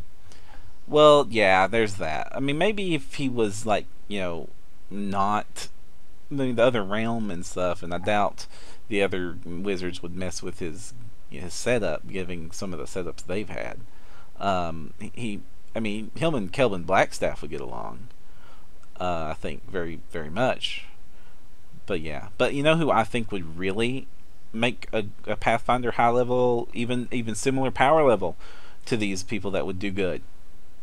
Karzug? No, I hadn't thought about Karzug. All right, who are you thinking? Baba Yaga. Ah, Baba Yaga. Baba Yaga does fit into that group. And she would have met Elminster. Okay, if you say so. I guess there's a novel where they have met. Okay, you have to understand two facts, okay? Okay, Number one. There's lots of Baba Yaga lore out there that's intermixed with all the fantasy stuff. Baba Yaga has been very established in Earthen lore, in real Earth lore, and we do know that Galarian links to real Earth, and we do know that Elminster has also been to real Earth and spent considerable time there. Well, and the meeting of the three wizards does take place on Earth. Yes. Unless Ed Greenwood lives on a separate plane. Right. It says it takes place in Ed Greenwood's living room. I have met Ed Greenwood on a few occasions, and I would not be surprised if he lived in a separate plane. He is one of my favorite authors, one of my heroes in the genre. So I have much respect for Ed Greenwood, but he's very charismatic. We have a couple of interesting suggestions from chat. Jeffrey Wynn suggests Hao Jin. Hao Jin Tapestry was a major artifact that played a role in the third season of Pathfinder Society, the year of the Phoenix? The year of the Phoenix. It was definitely the Ruby Phoenix tournament. It was the year of the Phoenix. I actually don't know too much about Hao Jin as a caster, though, and Hao Jin is not listed in Inner Sea Magic, to the point that I don't actually know if Hao Jin is male or female. Well, I think Inner Sea Magic happened before that book. Possibly. Let me see if the Pathfinder Wiki can give me a little more information on Hao Jin himself. Because it has pre-Master of Devils Radovan in it. True. I think all of these things may have been in development at the same time, which is probably why some of the things got omitted. So while I'm looking up Hao Jin, well, there we go, powerful sorceress, female, who lived in the city of Goka on the continent of Tian Sha. She was also given the title the Ruby Phoenix for her bright red hair that grew an even brighter shade of red whenever she rose from the dead by resurrection magics. She is a Grandmaster by title, and yeah, she definitely sounds like she qualifies for this type of meeting, although she is listed as believed to have died. She created demi-planes, which puts her on the same league as Elminster and Mordenkainen, who both have created demi-planes. So she's on the same sphere of power.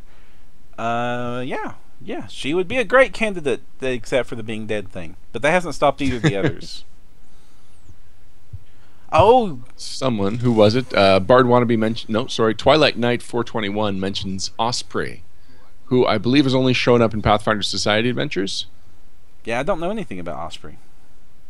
Osprey is listed on the Pathfinder Wiki as an 11th level druid, which, while a powerful caster then, I think would preclude him from this conversation. And not high level enough to really join this conversation either. I mean, at 11th level, you're flying. You're not creating your own demi-planes or gating. Like, she couldn't even make it to the living room on their own. To Ed Greenwood's living room, of course, you mean. Right. Tarbafon, Just sounds like perhaps? Tarbafon, sure, the Whispering Tyrant. Definitely would be high level And enough. we know he's Now, talking. someone mentioned he is one of the more evil casters in this book. Although I already mentioned Karzook, so Right. I guess we're still contemplating evil at least in some way. Twilight Knight also mentions Nex, but not Geb. Nex is the founder of the Nation of Nex, master of dimensional magic, ancient enemy of Geb, 20+ level caster. He is missing, but not actually listed as dead. So, yes, I think Nex is an excellent candidate. And Mordenkainen wasn't a very nice guy anyway, so sure. No, Mordenkainen at worst was neutral. He was all about the magic, man. Bard Wannabe says Haujin teleported whole mountains. Right, which is cool, but not. I mean, the Haujin Tapestry is her residing work. That's her resume. The mountain, that doesn't bring you into this club yet. Jeffrey Wynn says Haujin is the Carmen Sandiego of the Pathfinder campaign setting. I don't even know how to take that because she puts the miss and misdemeanor. Well, you could stare at her tapestry and play Where's Waldo. Yeah. All right, Param, are there any famous casters that you think we should at least mention? None that I can think of beyond the list we've given. Just the problem is that Pathfinder very intentionally did not include characters of that power level that are still around to be able to influence things. So it makes it very difficult to bring people to the table when they can't even get to the table. Yeah, looking at most of these casters that are above 15th level, often they are listed as dead or missing, or just there's some reason they are not actively participating in the campaign anymore, and the rest of them are mostly villains. And there've been Elvana is another good example, the daughter of Baba Yaga, Queen of the Winter Witches. But even she's not. I mean, she's not super powerful. She's 20+ level according to this. okay, but not 40. Okay, fine. Yeah. Well, I mean, I hate to point out because that's what defined these characters. They weren't just 20+ level. They were 20 levels above 20+ level. These were people that the gods did not like because the gods were scared of them. And the only characters canonically in Pathfinder that have gotten that high is if you happen to be playing a wizard during Wrath of the Righteous.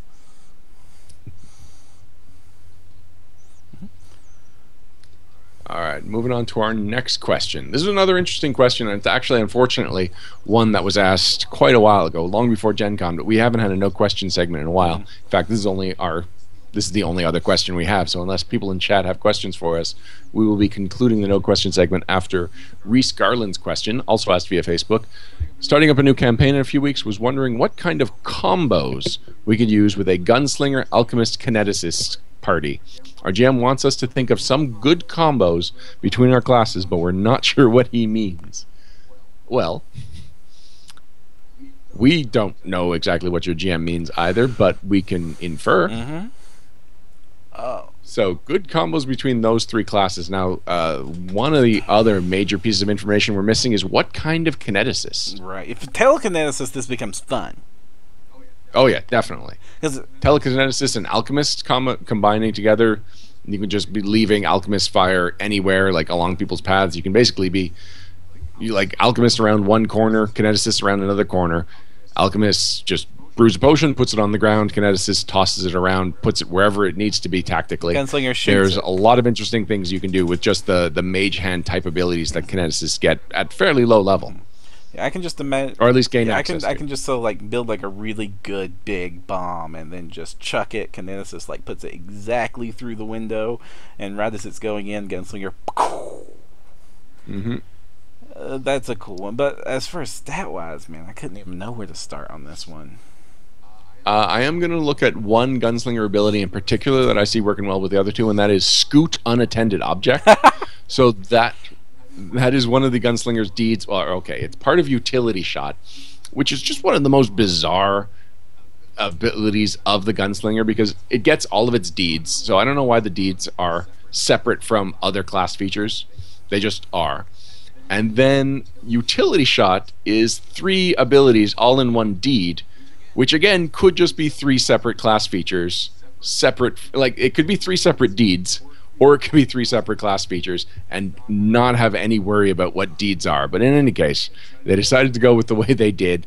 I'm still confused by it, but scoot unattended object specifically. Make an attack roll against a tiny or smaller unattended object with within the first range increment of your firearm. It gives the ACs. On a hit, the gunslinger does no damage to the object, but can move it up to 15 feet further away from the shot's origin. So this is the same thing we were thinking of with the bombs and with other things that the alchemist can do, because a lot of the time the alchemist's abilities are moot in other characters' hands, but it's possible that the GM, if the GM is specifically looking for combos that are creative and kind of stretch the boundaries of the rules. I'm not saying you could do this with any GM, but your GM in particular, Reese, seems like the kind of GM that has an eye for the rule of cool. So if the alchemist is putting down its bombs or its infusions or whatever, and you can just start scooting them across the room, it would be fun because these are 2 non-magic essentially characters that are using their individual technologies to just be messing up this magical world that Galarian is by and large. So that is a cool combination, but that is one of the only combinations within combat. I mean, you can have the alchemist crafting alchemical bullets for the gunslinger. Right. Which is great. But otherwise, the gunslinger does not really have, like, the gunslinger is not a buffer. It's not really a class that has any abilities that blend with other characters. They're basically shooting things in a variety of ways. It's a cool class still, but as far as a class that lends itself to combos, I'm not seeing too much there. Whereas the kineticist combining with the alchemist, I mean, if you're a pyrokineticist, you can be setting off all of the alchemist's fire. You can be doing a lot of really cool combinations with just waves of fire and different ways that you can be setting things off. And the telekineticist, I love the telekineticist. I love the Jedi mind tricks you can be pulling off, all in combination with whatever the alchemist has to throw. Otherwise, Param, can you think of anything like, I guess he's looking for classic combinations like grease and burning hands, the things that it's like if you read between the lines you can create greater effects. There's I forget what it's called, but you're definitely going to want to pick up, in this case, you're going to want to pick up, the alchemist is going to want to pick up the thing that lets it share his they're not called elixirs. Infusions. His infusions with the others, so that because they're both of those characters could use with some of the buffs that the alchemist can give himself, so that will help. So at least you can go, here, raise your dex and charisma up big. Here, this is true shot. Here, this is useful things you will want. That's great stuff. But I can't think of anything else besides shoot the explosive. Right. Yeah. The alchemist does get brew potion early on, so just he can make buffing potions that must be one. Yep. He can make buffing potions that the party can all partake in. So of course the telekinesis would like Bear's Endurance. The gunslinger rather would like Cat's Grace. Go Vivisectionist and offer to enhance the others. Go on. You know, splash some animal parts into them.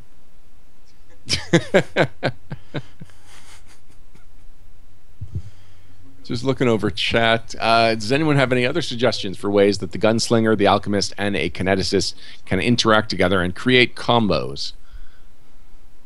Looking over the suggestions so far, it looks like people are still bringing up other wizards that you can be bringing into the Wizards 3 conversation. John Bastille is suggesting ranch-flavored combos. And Darren Caldemar just arrived. Hello, Darren. Car trouble. That's a bummer. What looks? You know what solves your car trouble? Combos. Chudnovsky says we look like the History Channel. That's fine. I think Chanovsky just joined our chat because we are listed as a game on Twitch or a gaming talk show. Well, we are a gaming talk show. We are a gaming talk show. I just don't think we're the gaming talk show he thought we were. We are the Pathfinder tabletop role-playing game talk show. For any of our people on Twitch that have not seen the show before, we usually don't expect. We're still getting used to getting flybys from Twitch. Usually, we have a dedicated audience that comes to us. So that's all the combos I can think of.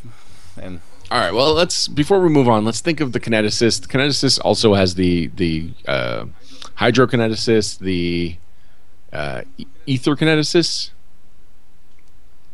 No,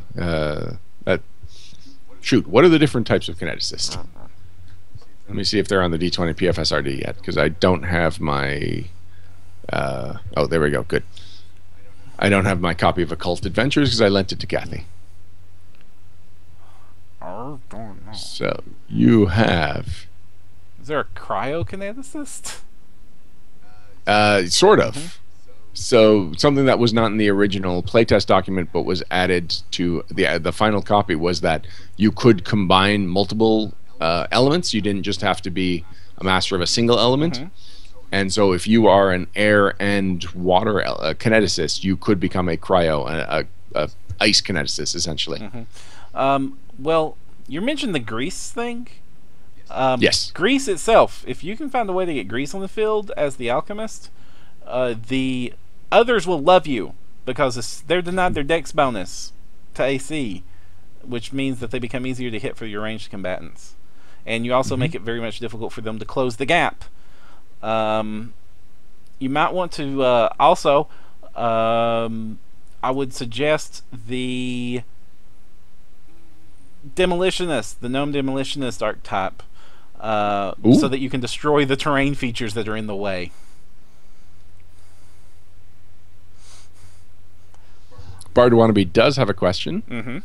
He asks how. Oh, okay, actually, I'll get to Darren Kaldemeyer's question first.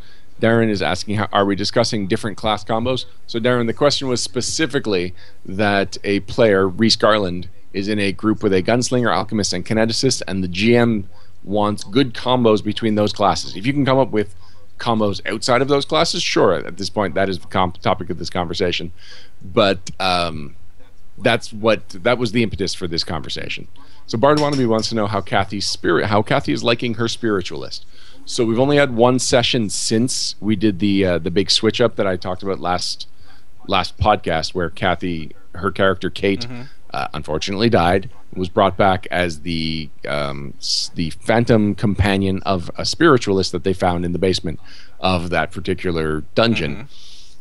She definitely likes the potential of the class, and she is loving the flavor. She's still getting the hang of what the spiritualist can do, what the phantom can do. I don't think phantom's the right word. Is it just spirit? Spiritualist and a phantom. All right, I had it right. It just wasn't feeling right to me. So the mechanics are still fairly new to her, and she rolled up a 9th level character that she had never read the class of before. So she got to borrow the book, and I think that by the next session she will be a lot more comfortable with what that class can do. And she'll probably have a better head for who, I forget, Jack, I believe, is the name of the spiritualist. So who Jack is and how he relates to Kate, and how Jack and Kate can contribute to combat. But so far, he's got an interesting selection of skills. Some things that I wouldn't have expected him to have. He's got survival, so he's basically become the default tracker of the group, which is interesting. And combat is where Kate tends to take over. And Kate doesn't play exactly like Kate played when she was alive, which is, of course, not what the class is made to do. This is just a way that we've hacked the class. And even what's great is the way Kathy is asking questions about how the class works, because she knows what she wants Kate to do. And then it's just a matter of finding the mechanics that line up with her idea of how the class should play.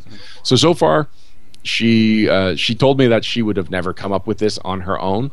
And she also says that she only did it partially because I looked super excited that I had come up with this idea of a way to reintroduce Kate, but that she is enjoying it, that she's happy that we went this direction with her. Well, fumbling around with what the ghost can do fits a fresh ghost. Like, hey, I don't know how I'm supposed to do this. I really want to hurt you. Mhm. And like you can reenact the scene from Ghost where he's trying to push the penny, and Oh, I thought you meant the clay molding scene. No, pushing the penny. Yeah, that makes more sense. yeah, it's like we're trying to kick the can. This is just slowly struggling with the mechanics of the game, simulating. I don't know how my ghosty this works now, and I'm super frustrated because I'm dead. What's great is that if she was playing any other class and she came up with issues and she's like, "Oh, what do I have to do?" Matt and Jay would probably have suggestions right away. They would be like, "Well, this is the class. This is how it works. These are mechanics. The fact that they have no idea how the spiritualist works is amazing because it feels super occult and it just makes the whole thing feel like otherworldly to them, which is exactly how it should feel. It's nice to have something that's brand new to the guys that know the mechanics very well. Darren Caldemeyer would love to get a hold of the final version of the medium with access to 54 spirits. So this is something that was brought up at PaizoCon, that the medium originally could speak to spirits, and they broke down to the essential spirits, and it ended up being so many spirits. It was 54 spirits. I can't even figure out what basis these, like what they based all 54 of these spirits on. But eventually they trimmed it down to the 6 mythic tiers. So you've got the Archmage, the Champion, the Guardian, the Hierophant, the Marshal, and the Trickster. And actually, I just got done reading the medium before I handed the book off to Kathy, and I am actually super excited for the potential of the medium. But I agree with you, Darren, that it would be cool to see that, but I think that what they actually did with the medium is the better way to go. Well, I mean, there could have been... Oh, it's based on the aspects of the Harrow deck. But they could have gone with 13 of them, and then they could be the 13 spirits of Scooby-Doo. Bard Wannabe corrects me. I said the mythic tiers, mythic paths. That's right. Tiers are the level system of mythic. These are the different classes, essentially, the mythic paths. Which is a confusing level system, by the way. Now that we've reached the part in Wrath of Righteous where I'm not just, here's a whole mythic tier. It's now, you've completed a mythic deed. Oh, now you have to keep track of, but he's completed one, but she hasn't. And now that's becoming an unanticipated complication. So I'm thinking I might just go back to, and everybody gets a mythic tier. And you get a mythic tier, and you get a mythic tier.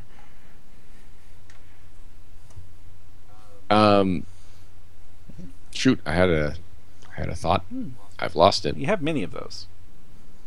Oh no, yeah, I was just gonna. Yes, I do.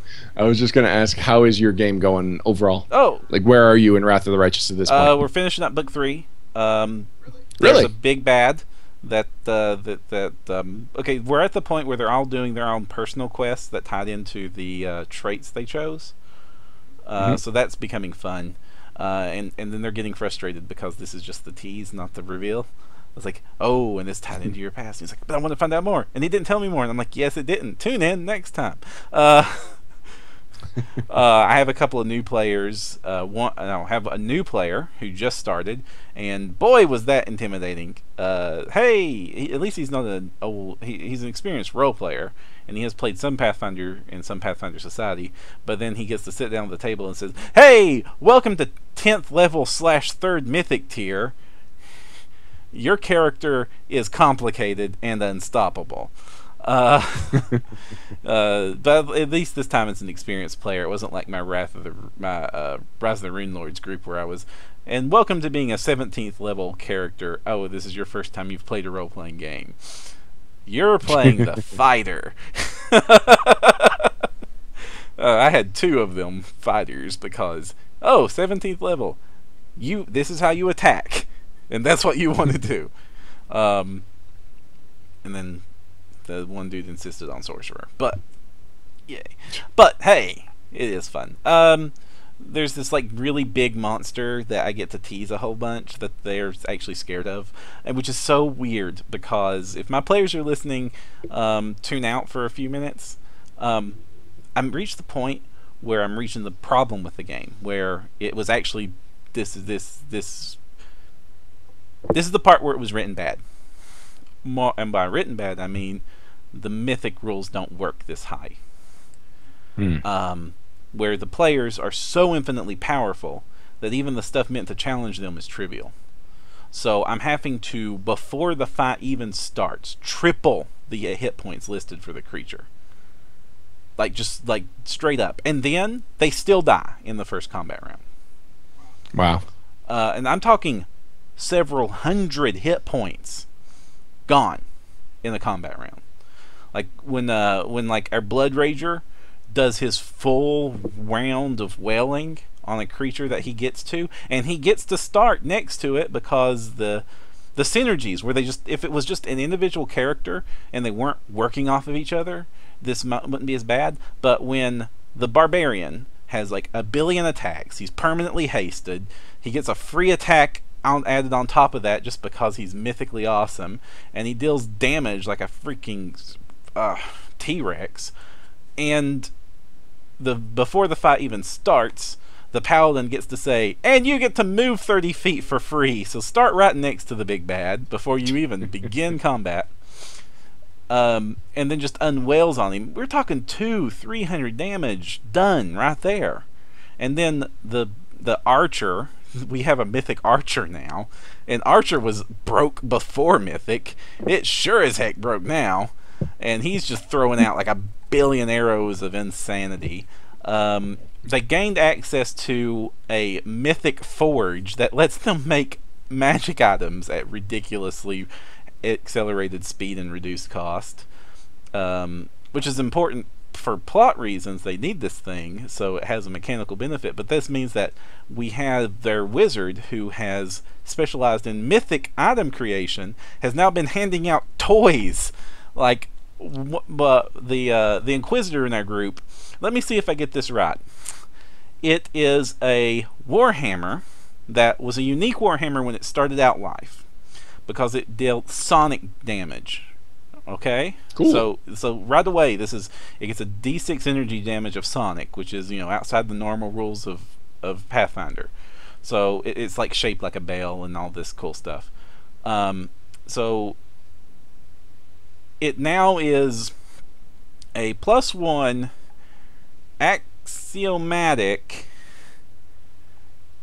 No, it's a +1 holy demon bane.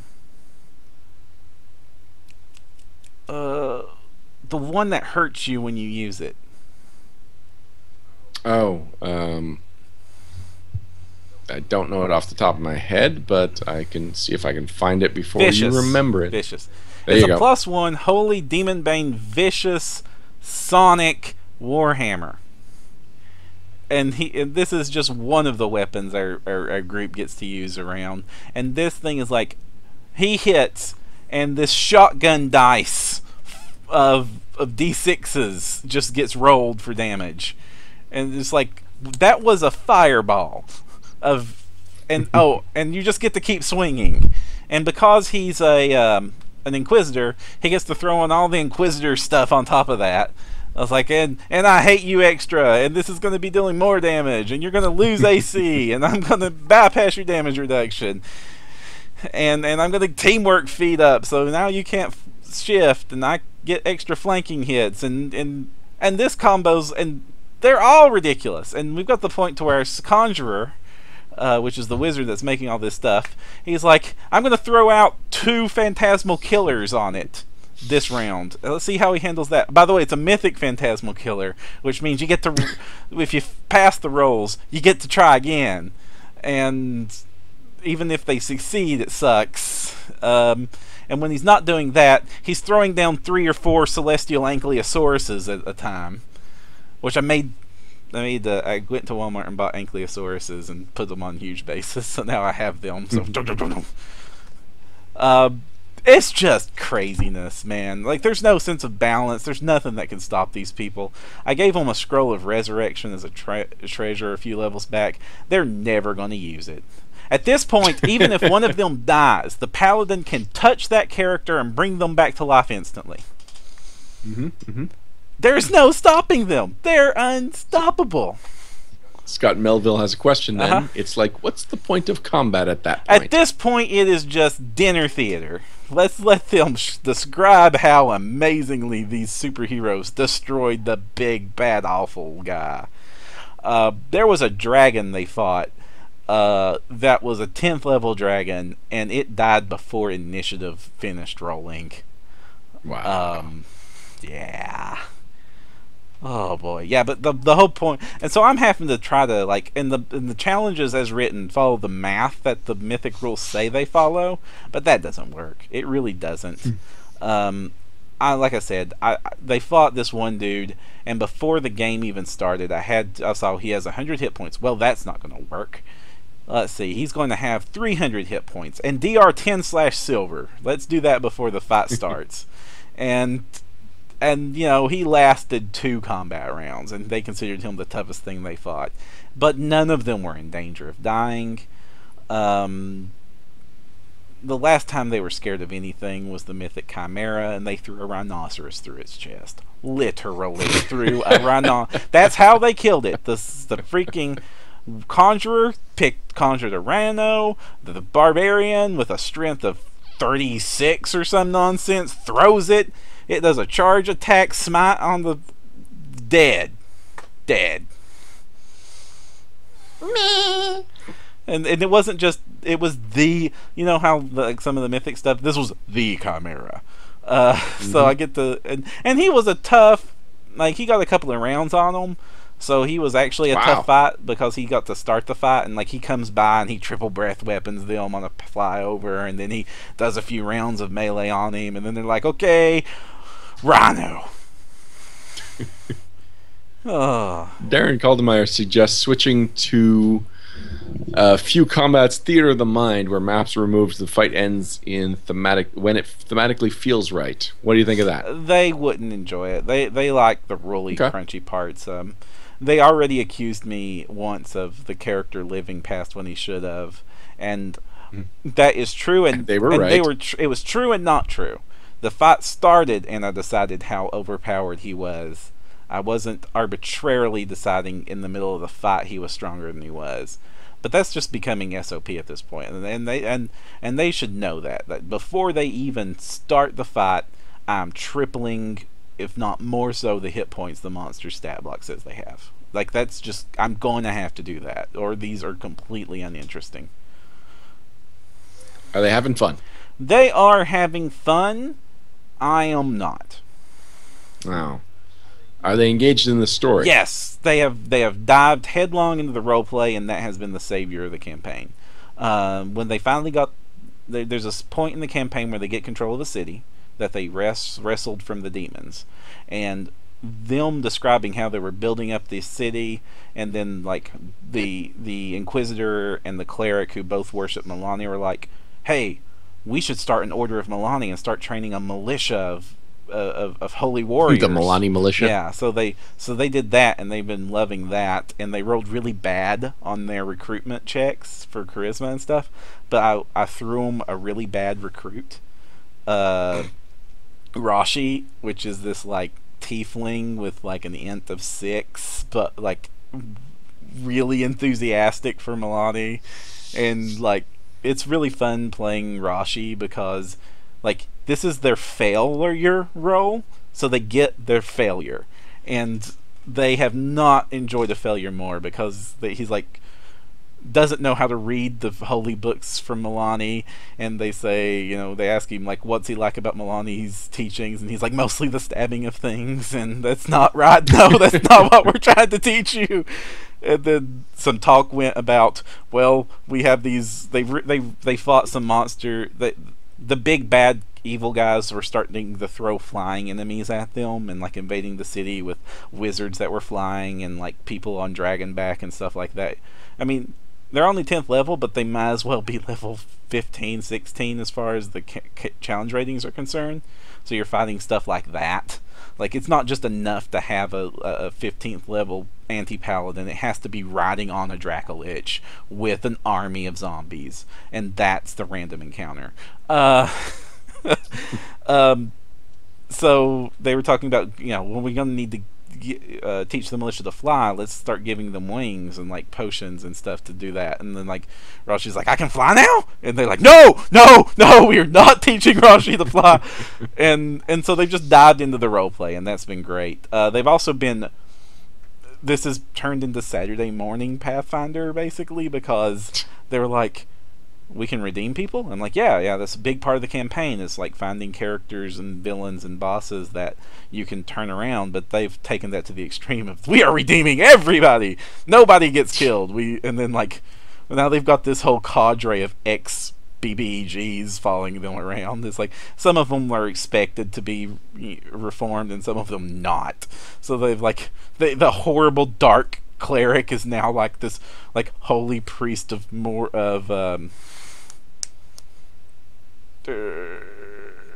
I'm failing at my Pathfinder knowledge checks right now. The dwarf god of crafting. Torag, yes. He's like now the holy priest of Torag for the city, and they've turned the dark paladin, and they've turned the assassin, and they've turned like all these like horrible people are now like, and now we shall dedicate ourselves to good, because in the cases where diplomacy worked, they diplomacied it, and they like, and it's not just like they've got like the 12-step program here for reformed supervillains, and they like really commit to it. And when that doesn't work, then they throw atonement on them, and like here, and when that doesn't work, reverse alignment items get thrown on them. It's like, it's fun, but I'm glad they're having fun, and I think they want to see this thing through, but I'm going to have to do like major edits to finish this out. And I'm finding myself looking forward to running the next game more and more. Which Darren Caldemeyer says the next game will be a standard 15-point build, right? I'll give them 20-point build, but no freaking Mythic isn't being touching this campaign again. I've gone a complete 180 on Mythic, where I really love the concept, I love a lot of the execution, but it is too heavily balanced on the offensive. They needed to throw in defensive options just as ridiculous, and they just didn't. And so I think Mythic is a no-go at this point. Have you been consulting the Wrath of the Righteous message boards? Or like sub-forum on the Paizo message boards? Yeah, I look it over. That's the exact same complaints I see there. It's the same things. But solutions? Does anyone have any solutions? The same stuff I'm doing, like doubling, tripling the hit points before you even get started, throwing on additional defenses onto these things. And again, if my players cry foul, I'm just going to have to point out, well, how much fun do you want to have with this game?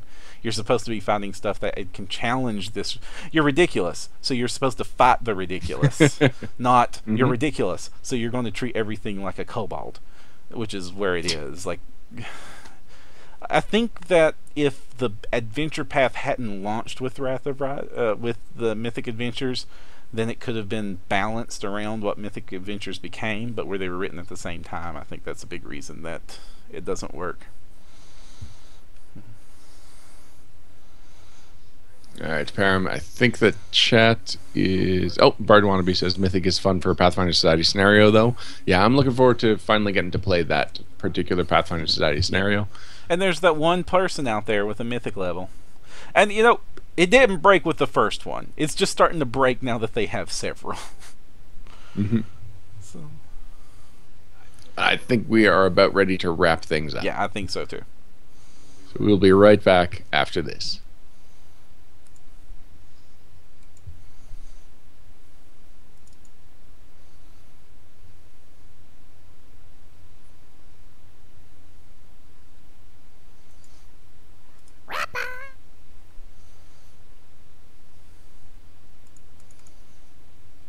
Wrap-ups and shoutouts. Wrap-ups and shoutouts. Wrap-ups. Wrap-ups and shoutouts. And we're back. Sorry about that, Param. The feed is back to the logo. Right, I throw it to the logo when we do transitions. Then I guess I've missed that, and sorry about any confusion about it, guys. So before we get to the wrap-ups, I just want to make a reference that I was researching to make sure I got it right. Are you familiar with the DC character Firestorm, the Nuclear Man? Yes, I love Firestorm. He's an awesome hero click to spam with. Well, Firestorm is essentially the Human Torch on Perpetual Nova. Mm-hmm. He's a herald, and yet right? He was a herald. No. The DC version? Sorry, not the DC version. Never mind. I got it backwards. You're thinking of Fire Lord, yes, I believe. I'm thinking of Fire Lord. Who is, one of the heralds.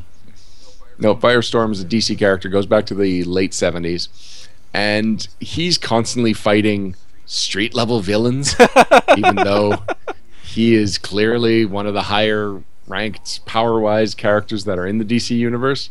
So that's kind of what Mythic is at this point for you.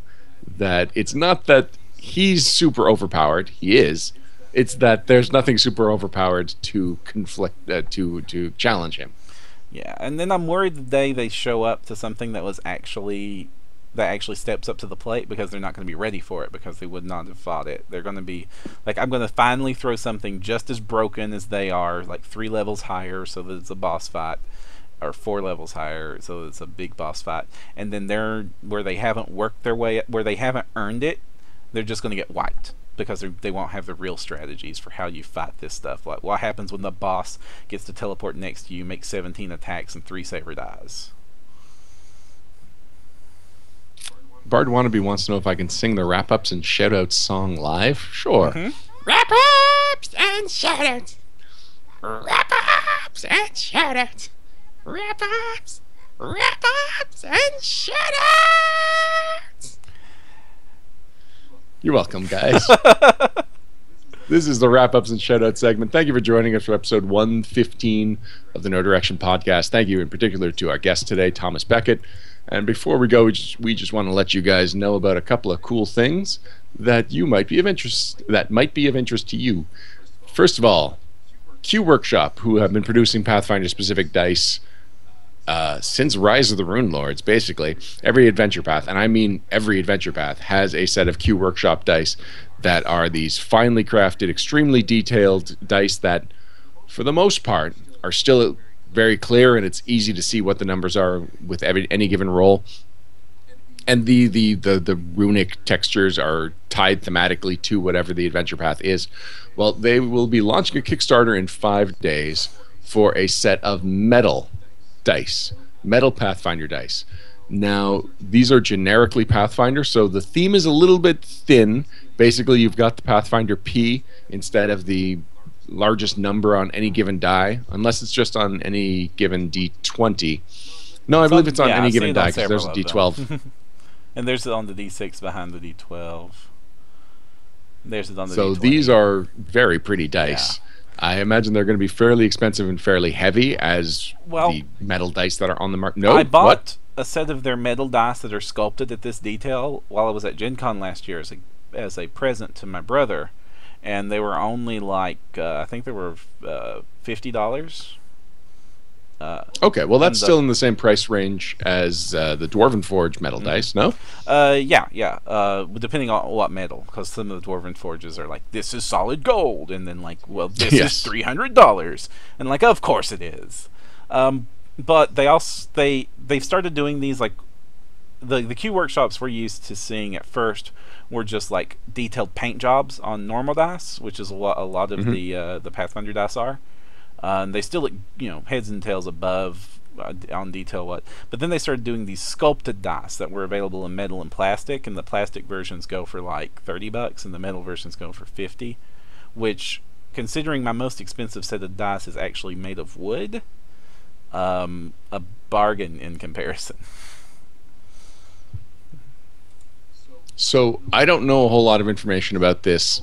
A lot of people were asking, Darren Caldemeyer was asking if we'd mentioned in the news segment, and Jester posted it on our Facebook page. But until the Kickstarter launches, all we have is one paragraph of text and that poster that I took a picture of at Gen Con. So I'm going to bring attention to the one page, because it's clearly something that people are excited about, and let you know that there's a countdown. It says in 5 days and 13 hours we're going to know more, because it's going to be launching Kickstarter then. I threw it up. Keep your eyes on the page. We'll mention it in the next No Direction news segment. But for now, this is all we've got. I threw it up on screen of all the photo shots they had so that their viewers could see it. Excellent. Also, you put in the link, the shout out to something that my players have been ranting about that they love, which are the Dyslexic Studios character sheets. These are kind of cool. I recently discovered these when I was making my Scald. Dyslexic Studio has a website where you build your character. Okay, it says build your character, but what you're actually doing is building your character sheet for your character. And Param, are you able to? Yeah, I'm showing it right now. Yeah, perfect. I'm going to build Param while you talk.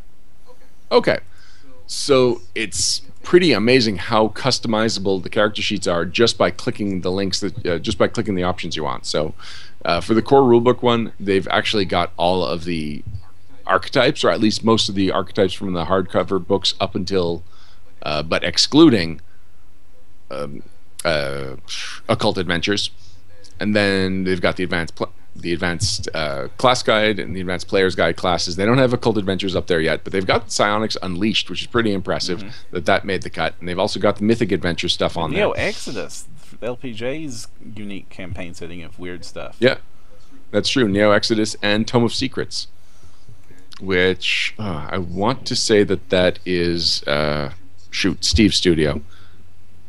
I'm drawing a blank. Right Publishing? Yes, I meant Right Public. Yeah, that's what I was thinking. Do you know if I'm correct on that? I have no idea. Okay. In any case, you just get to click on the class that you want to build. You can then customize additional pages. You can have character background. You can make it a Pathfinder Society page so that you can add things. You can upload a portrait. You can add watermarks. You can update the logo. So you can get as robust of a character sheet or as minimalist of a character sheet as fits your style. And then they've also got printing options where you can do lighter printing, dark printing, full color printing. It's pretty cool. You download it as a PDF, and then you can just print it out, or you can use it as a fillable PDF. It's a super handy option that is available for free and has most of the books covered. I'm looking forward to when they can add Occult Adventures on there, because I'm already looking for a Kineticist-specific character sheet, because the version that was printed in the hardcover, as opposed to the playtest version that I've been playing for the last year, a much more robust class, and one that has a lot more moving parts that I'd like to keep track of somewhere on my character sheet, like with a dedicated section. And so when they add that and they add more of the archetypes, I think that this is going to be the go-to tool for anyone that is looking for a specific character sheet. I love character sheets. We used to review character sheets on the website, and it's been a while since I've done that, but yeah, I think that this is one of the best character sheets I have ever seen. And we're pulling up Param's character sheet now, and it is blue. It's blue, and there's the character portrait, and it looks like it's got wizard, prepared spells, lots of room for prepared spells, inventory, equipment, a whole bunch of sheets for spellbook.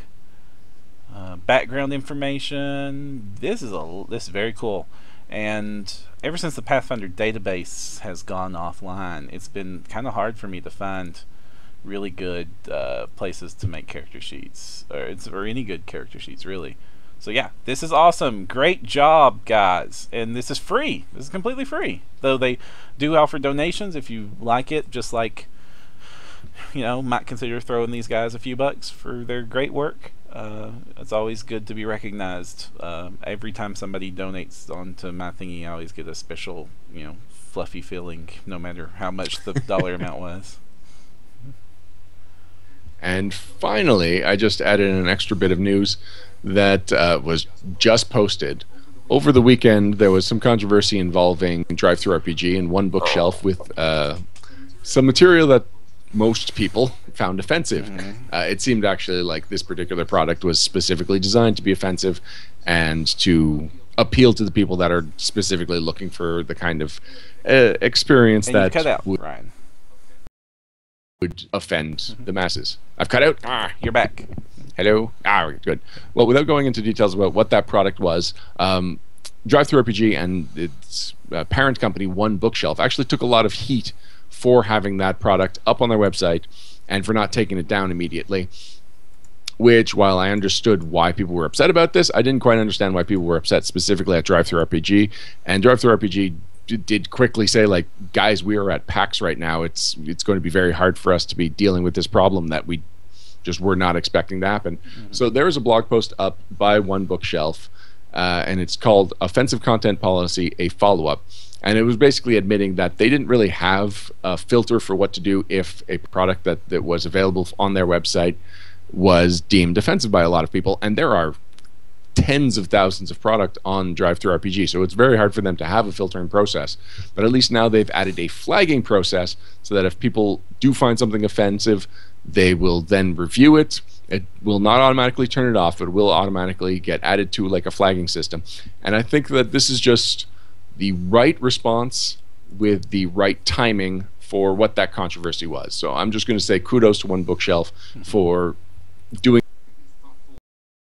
the thoughtful but still considerate response to a controversy that they were involved in. Yeah, a lot of the issues blew up because of some miscommunications and some misunderstandings, as often is the case with something like this. And they pointed out, not to defend either side on this, but they pointed out that they've been operating for years and this has never become an issue before, so they weren't ready for it to become an issue. And I don't know how I would have handled the situation either. When it came up, I was like, I don't know what I would have done in this situation. This is a complex issue. But adding a report button is the first step is like the first minimum step in any sort of direction forward. So yeah, this is obviously what they need to do, and I'm glad they're doing it. Yeah, people know that I'm usually someone that's pretty PC, but I also want to live on an internet that polices itself, and I think this is exactly the kind of policy that this is what I want the whole world to run by. So, Param, until next time, I am Ryan Costello. And I'm Jefferson J. Thacker, also known as Param. And if you want to find the path, you need no direction.